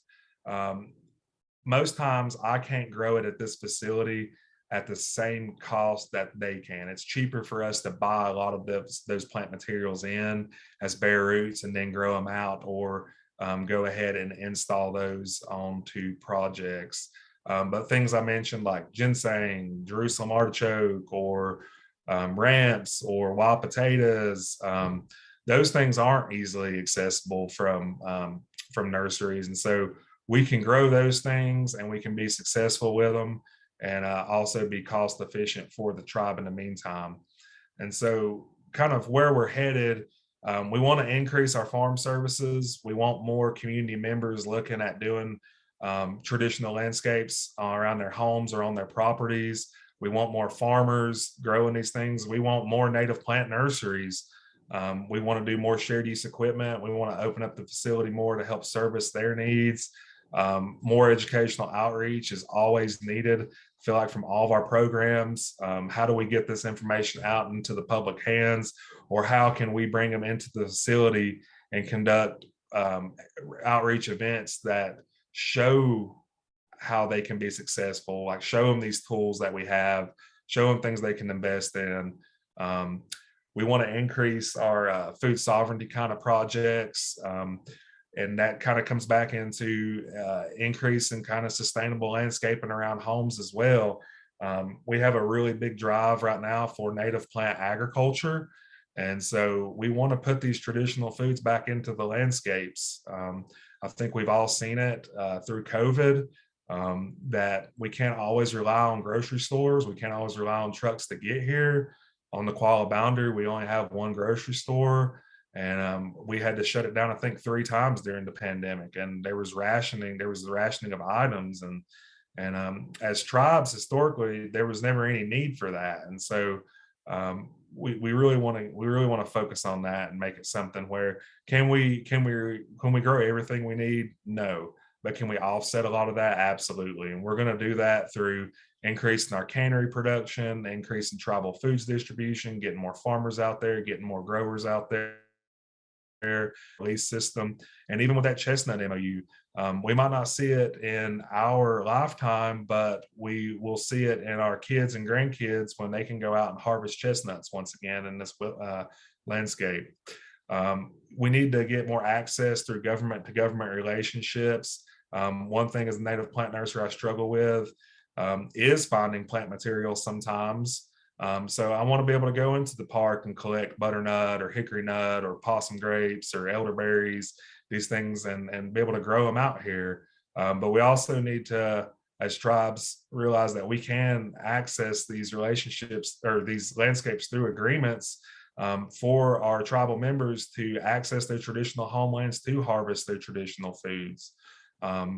Tommy Cabe, who's our tribal forester, has done a really excellent job in the traditional ecological knowledge side of things to prove that, you know, the native methods of harvesting many plants is truly sustainable and it causes no impact to the landscape. And so we've done that with the national park in the past, and we're going to continue to do it. And we hope that every other tribe does it, so that our people can get back into the forest to harvest what they need. We'll continue to do native plant rescue as needed, and we're going to increase our seed banking. We have to try to get more seed back out into the community. We can't do it all as a program, but we just need the capacity to grow the things that we need to. And so pictured on the top left, I always feel like it's a really good reference that hangs kind of behind my desk. And I look at it a lot when I'm thinking about what I want to grow. And the cool thing about that list is that's from 1949, and that's a Cherokee Indian fair menu, basically, of what they were serving as food. And when I look at that list, it's still relevant in 2022. You can still get all those things at the Cherokee Indian Fair, but they're getting harder to find. And I mean, that menu looks delicious to me. So I'm always working to reestablish things like that. Down on the bottom left, that's Mr. Will Tushka, working in our high tunnel. Looks like we're fixing to bed out some crops in there. The top right picture is a picture of one of our tribal farm leases at Gadua. That's Mr. John Dugans, who's an elder, and he's been really good to work with young people who are interested in farming and interested in producing traditional Cherokee white flour corn or multicolored flour corn or any other crops. And so he's always done an excellent job, and I always thought that was such a beautiful picture. And then the bottom right is some of our revenue generation. Those are all blueberries. We were doing about 12 different cultivars of blueberries, and we have a really, really broad radius that we get people come from an hour away to try to buy, crops from us, whether it is something like a blueberry crop or a blueberry plant rather, or it's a restoration company who's coming in and wants to buy native plants for a restoration. So we're trying to find those niches that aren't being met currently by someone. and to kind of capitalize off that to be a successful program. If you want to jump ahead, Adam. Oh, is that video? So we can jump, Adam, if you want to pause that. We can wait to the end to try to show that if we have enough time. We've done a lot of video series about kind of as an educational outreach tool to get out to the community to show what all our different programs and offices do. But I'm going to go ahead and hand it over to Dr. Griffith and let him take over this part of the presentation. If we can come back to the video at the end, we'll show that.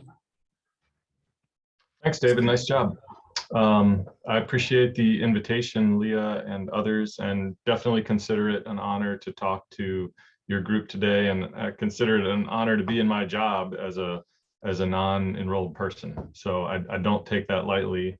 And I think there are multiple layers of irony in the fact that I'm a non-enrolled person in my position working for cooperative extension that has a history of displacing Native people. So it's complex and not layers that I'm going to get into further here. But I am the director of something called the Revitalization of Traditional Cherokee Artisan Resources that was begun in about 2014 and funded by the Cherokee Preservation Foundation. I am the second director, and I've been in this position for about 3 years. The previous director's name was David Kozo. Let's see here. So we focus on making sure that tribal artisans have the natural resources that they need to do what they do. So our mission statement is to teach, protect, and promote Cherokee traditional art, resources, and land care for present and future generations. And I really like the future generations part because I think that piece is lost a lot of the time.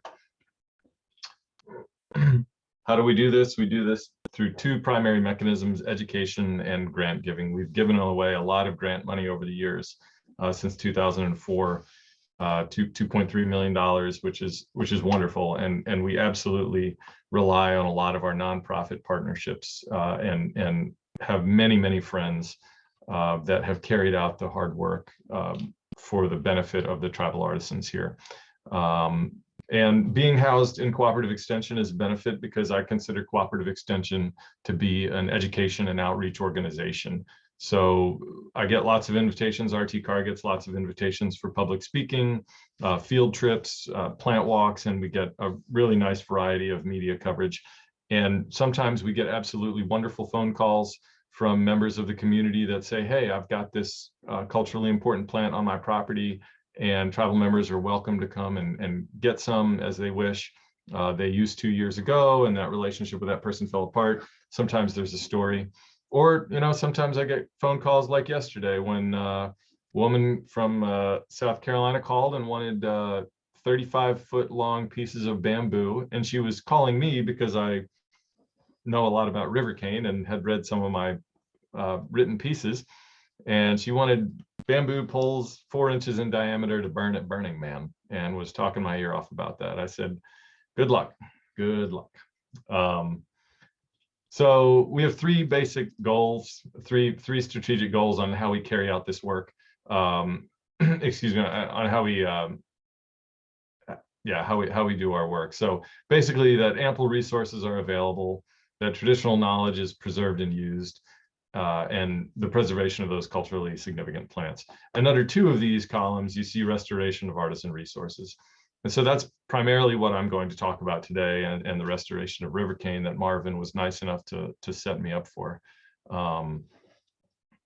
So when people talk about restoration, and I'm talking about the general public, I think it's very important for the parameters to be defined. Restoration from what, restoration to what.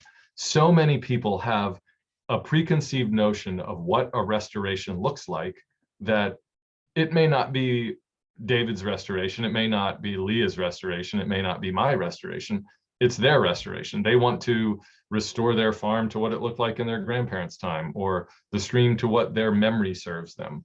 And so I think that asking these questions beforehand is incredibly important.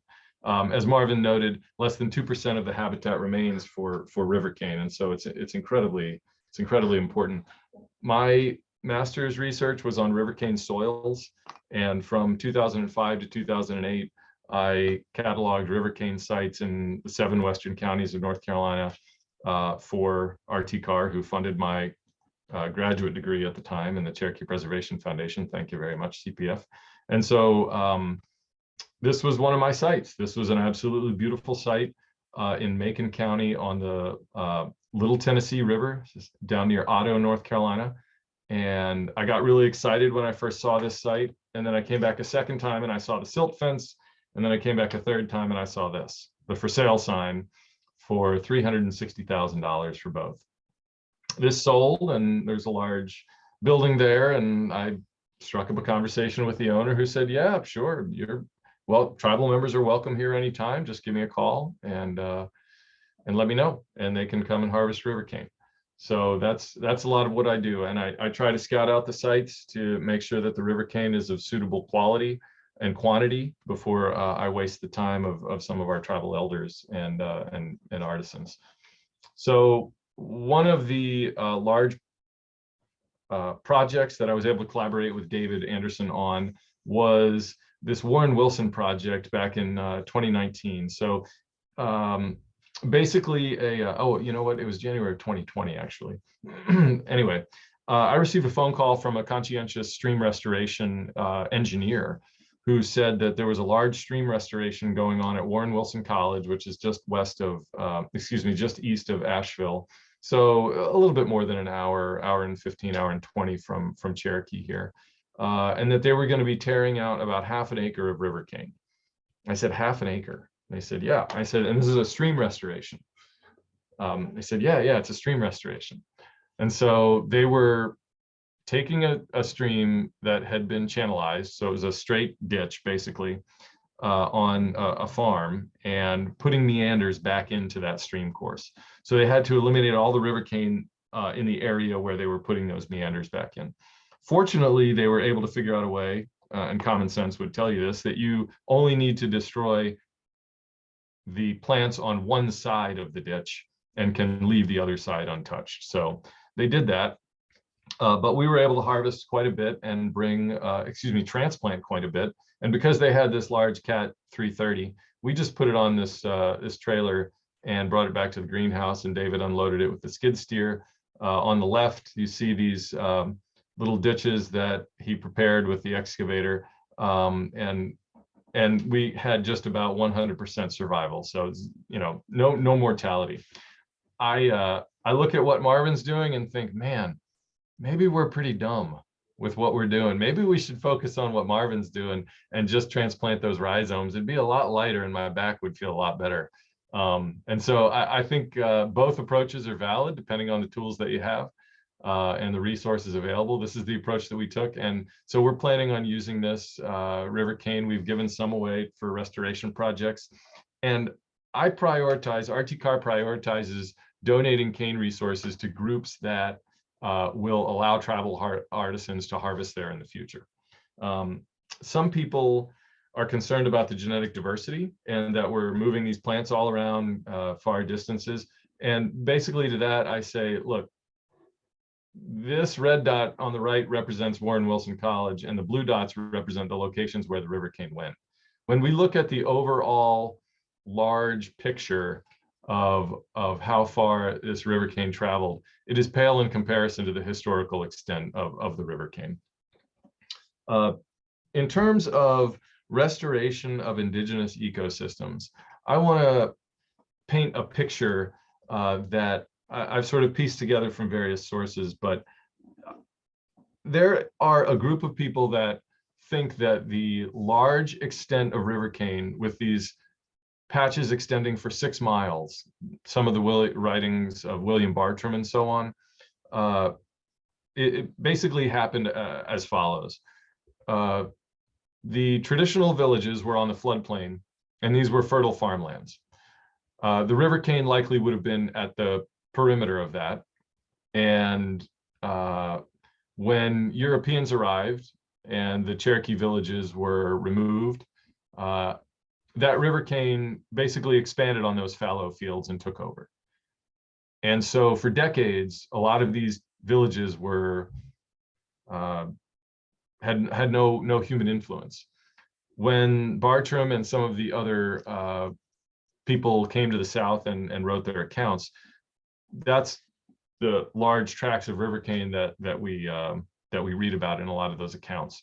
Well, when the Europeans and European farmers arrived with their cows and pigs, they immediately recognized the value of the floodplain, the quality of the soil, and eliminated the river cane, often pushing it all the way to the edge. So just about without exception, all of my patches of river cane that I found are bounded by one side by a body of water, and on the other side by a mowed field, a road, a railroad, or pavement of some kind. But I just wanted to put up some pictures and just really celebrate the successes that we have had in finding river cane and managing for river cane by eliminating some of those non-native species.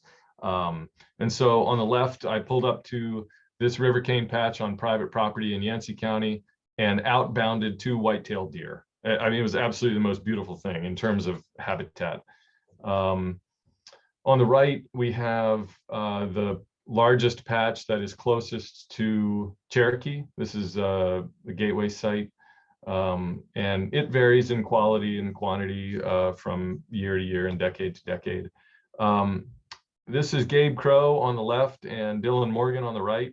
And that's the work truck. I made these guys' day by taking them to a patch on private property. And basically, they will never see such high quality river cane. And so I really made a statement and was really excited to show up on the job. I was pretty new on the job, and I took these 2 young men out there, and I will be surprised if I stay in this job for my career as I hope to. I'll be surprised if I find river cane as nice as that stuff. And this was a long haul trucker who found our website and Googled us and basically cold called it in and said, I think I got some river cane on my property. Do you guys want to come harvest? And I said, oh, that is absolutely awesome. So with that, I want to thank you for the opportunity to present. rtcar.org is our website, and thank you for your time. Thank you, everyone. Thank you, Leah, for having us. I just want to reiterate that, we have an open door policy, not just for EBCI members, but for all tribes to come in and visit and see what we're up to. We're always happy to help anybody get started in these endeavors, and it's all for the greater good. So with that, if there's any questions or if we have time, Adam, if you want to go back to that video, it's up to Leah, but just let us know. Thank you, David and Dr. Griffith, so much for your presentation. I think if you haven't ever visited EBCI, it's well worth the visit. It's an absolutely beautiful area, and everybody's so nice and so welcoming. So I always enjoy going out to visit, and I really miss being able to do that during the pandemic. So hopefully this helped you all a little bit get a sense of what's going on out there. Really amazing work. I'm curious when your program got started with plant restoration and growing out the seedlings and that kind of stuff. It started in 2013, and Yeah. and it like I said, it was started just for tribal program projects. So it was all dedicated to watershed, forestry, or fish and wildlife, and it just, quite frankly, we had a lot of community support, and it just grew into the monster that it is today. And yeah, Catawba and St. Regis Mohawk probably expect the same things. And it's great to have that community support and for the community to come down here and enjoy what you're doing. Like most tribes, I'm sure that most tribal governments don't always get the best feedback from their tribal members, but this is something our community wants and they like, and that's the goal. Is it's for the tribe as a whole, not just for the government. Awesome. So there was one question that was way back when, and that was for Jessica about how the black ash saplings are doing. And I saw that there was a response that they're not infected by emerald ash borer at this time. Did that answer your question, or did you have a follow-up to that? feel free to unmute yourself. And I think that question came from Keith. okay. But also it was responded to by Norman. He is our tribal forester. But we weren't sure if you were referring specifically to EAB impacts or not.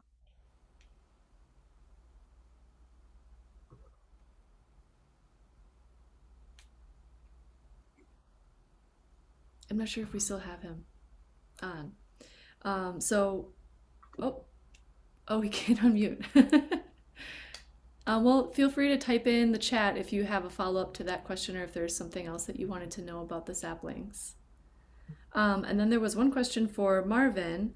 Was river cane eradicated by U.S. policy? And I saw, Dr. Griffith, that you responded to that a little bit in the chat, that to your knowledge there was not a policy to eradicate it, but the policy of removal and taking over land for agricultural and industrial purposes certainly played a huge role in the elimination of river cane habitat.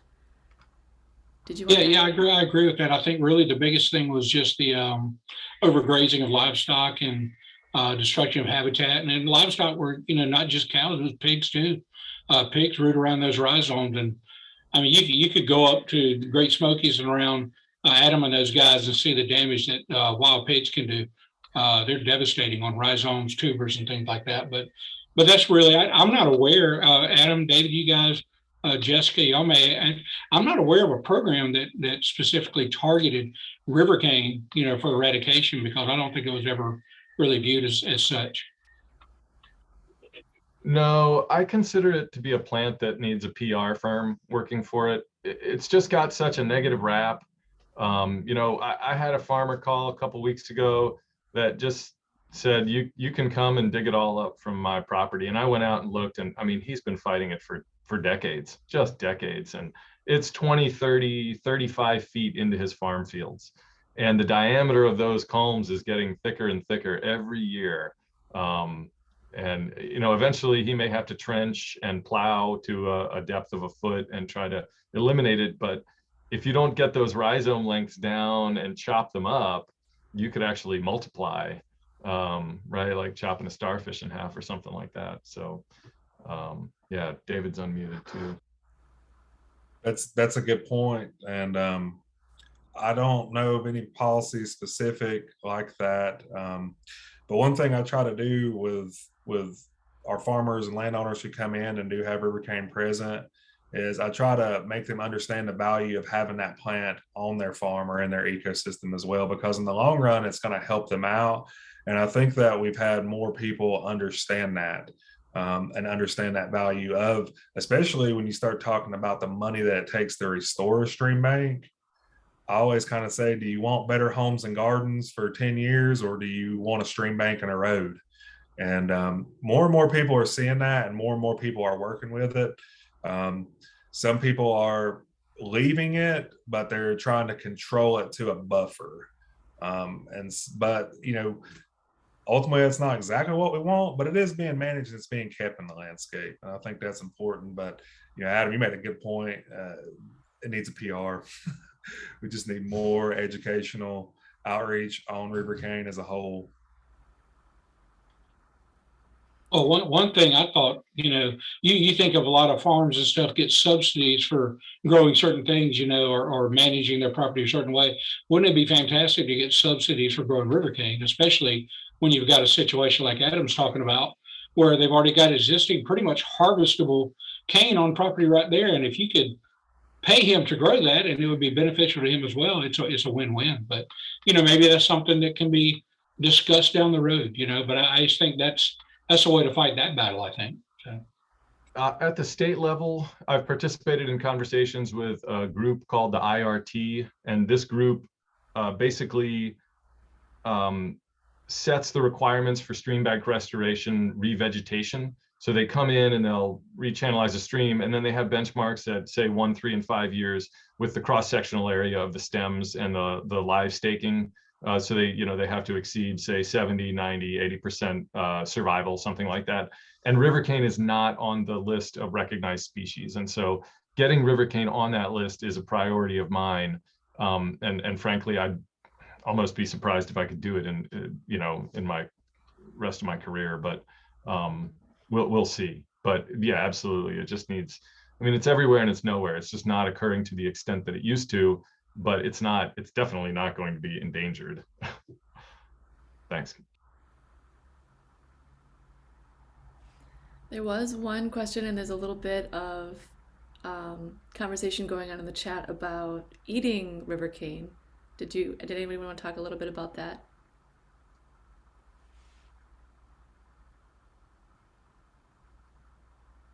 Go ahead, Adam. I see I've you. eaten it. I don't think it's bad. To me, it tastes a little anise. The young shoots were browsed pretty heavily by cows for, you know, European agriculture. But David. I would just mention that I have seen some kind of historical records from TIPO that indicate that sometimes the rhizomes were dried and ground into a flour type material. I don't think that was very common, but I think when times were tough, you know, or maybe things were just short and you know, maybe the corn crop wasn't good that year or something. But I have seen that as well.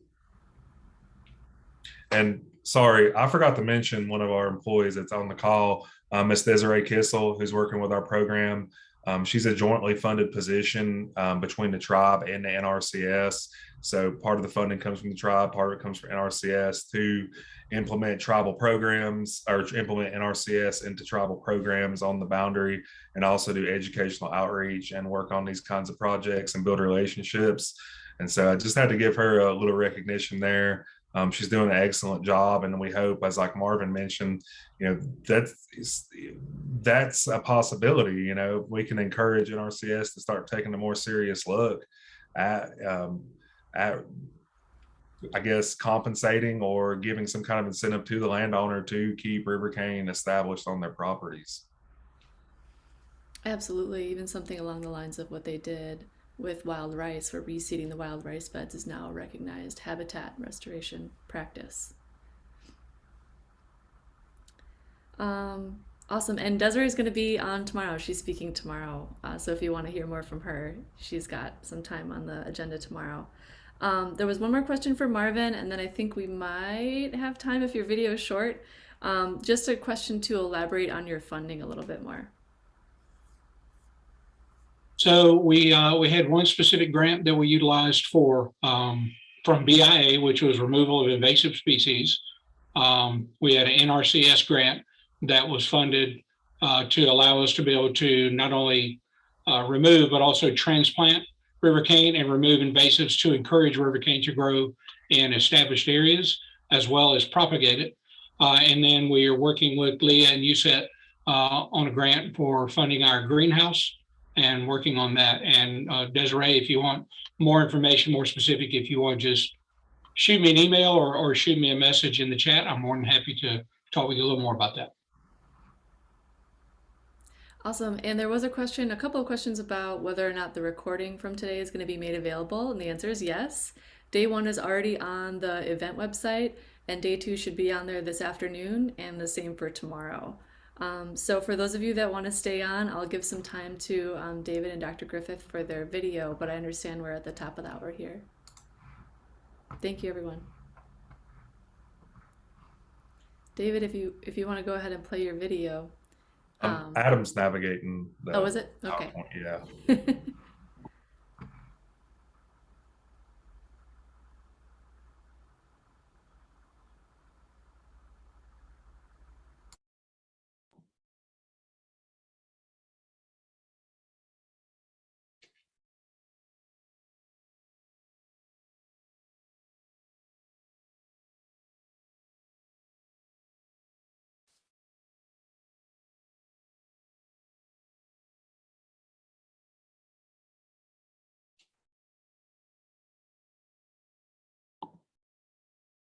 I don't hear any sound.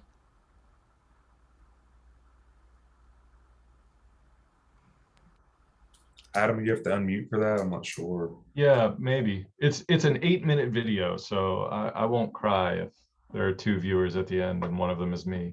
Okay, let's try this. Resources for the Eastern Band of Cherokee Indians. And I'd like to welcome you to the storytelling journey of Cherokee farmers and the Eastern Band of Cherokee Indians, and what kind of work has been taking place here in Western North Carolina. I'd like to thank our partners at the Southwestern Commission and the Cherokee Preservation Foundation for making this happen. So please join us as we share our stories of success, community, and small local food community development for the Western North Carolina region and the Eastern Band of Cherokee Indians. Thank you.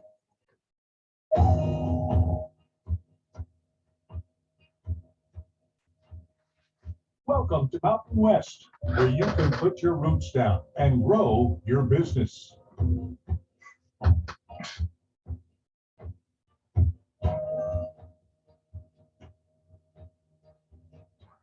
Here in the Mountain West region of North Carolina, you'll find an authenticity, quality of life, and a sense of belonging. When it comes to healthy living, there's no better expression than healthy food. The time-honored tradition of the harvest is continuing in the new generation of mountain farmers. And to farm gives me a chance to give back to my people and give them a quality product. And I feel that I'm very lucky to carry on those traditions of my people. Now, it may not be the same way they did it, but the spirit's still there, the meaning's still there.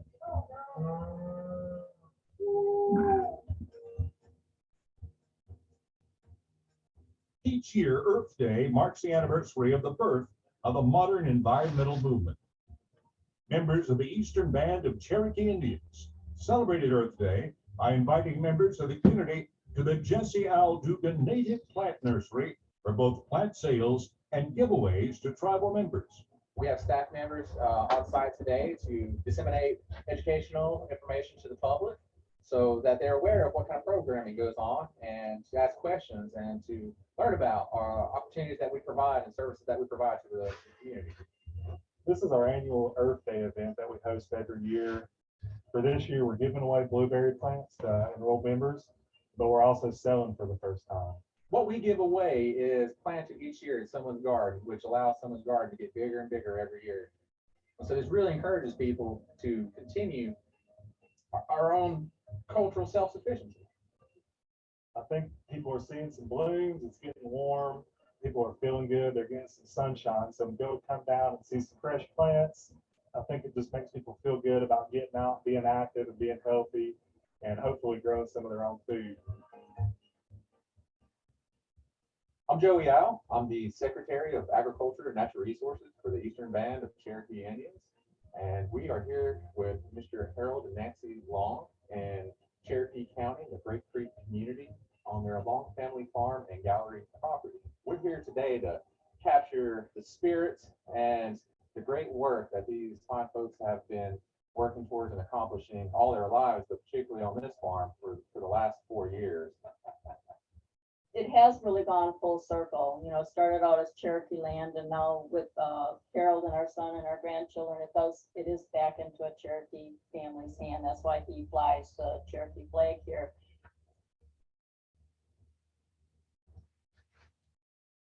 We acquired some heirloom seeds, and that's the only kind of seeds that we plant. So we have heirloom varieties, and then we do take those to farmers markets and sell those to individuals. We also have enough where we save the seed, and then we work with the Cherokee Extension Office to provide the heirloom seeds to 800, it's up to 800 families now. We have heritage breed livestock. So we have 8 different types of chickens. Are hoping to be able to get into the mule-foot pigs, which is the rarest of all the swine. So we have 1 female, and we're hoping that we'll be able to acquire some more. We both get to really enjoy our lives doing this. It gives you a lot of freedom, but you have to have personal responsibility, and it's the old saying, you reap what you sow.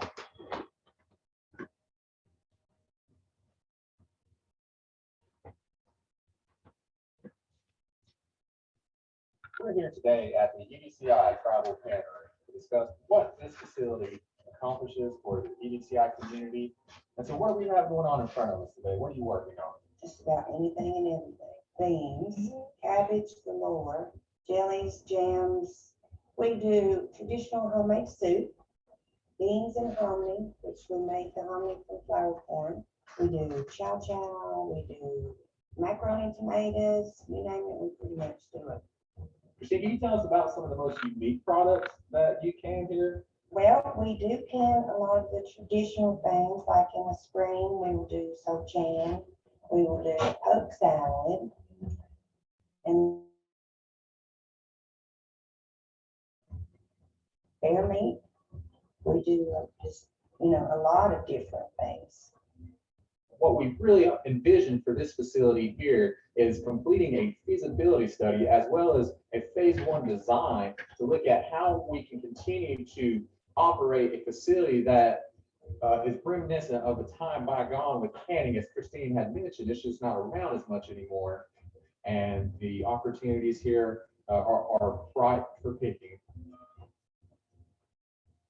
The Eastern Band of the Cherokee Indians is working to preserve heritage seeds as well as creating awareness among the Cherokee people of sustainable agriculture as a way of achieving healthier lifestyles and maintaining a sense of heritage and self-sufficiency.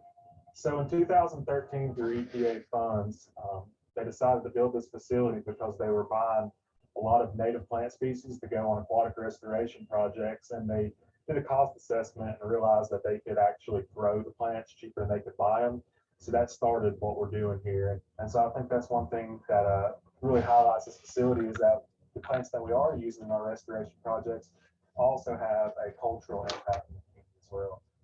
You know what I'm talking about? Any of this stuff.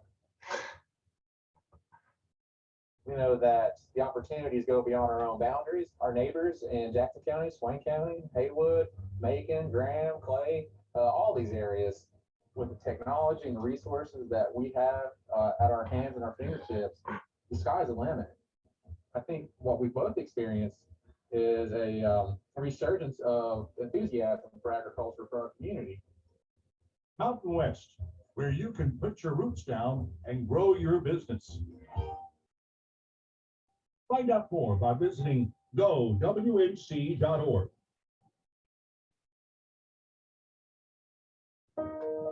Southwestern Commission Council of Governments, improving the quality of life in our 7-county service area by assisting local government.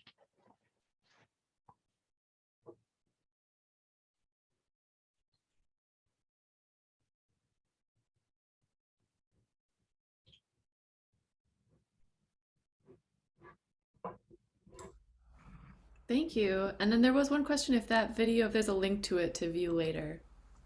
And I can add that to the follow-up email.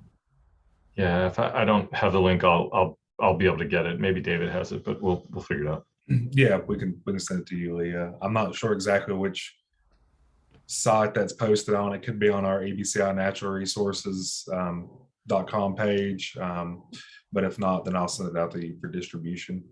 Okay, awesome. Well, I think that's it for today. Do you have any closing thoughts from our speakers? I would just appreciate everybody staying with us. It's a little past time, but it's just great to see all the collaboration. I look forward to seeing what everybody does in the future.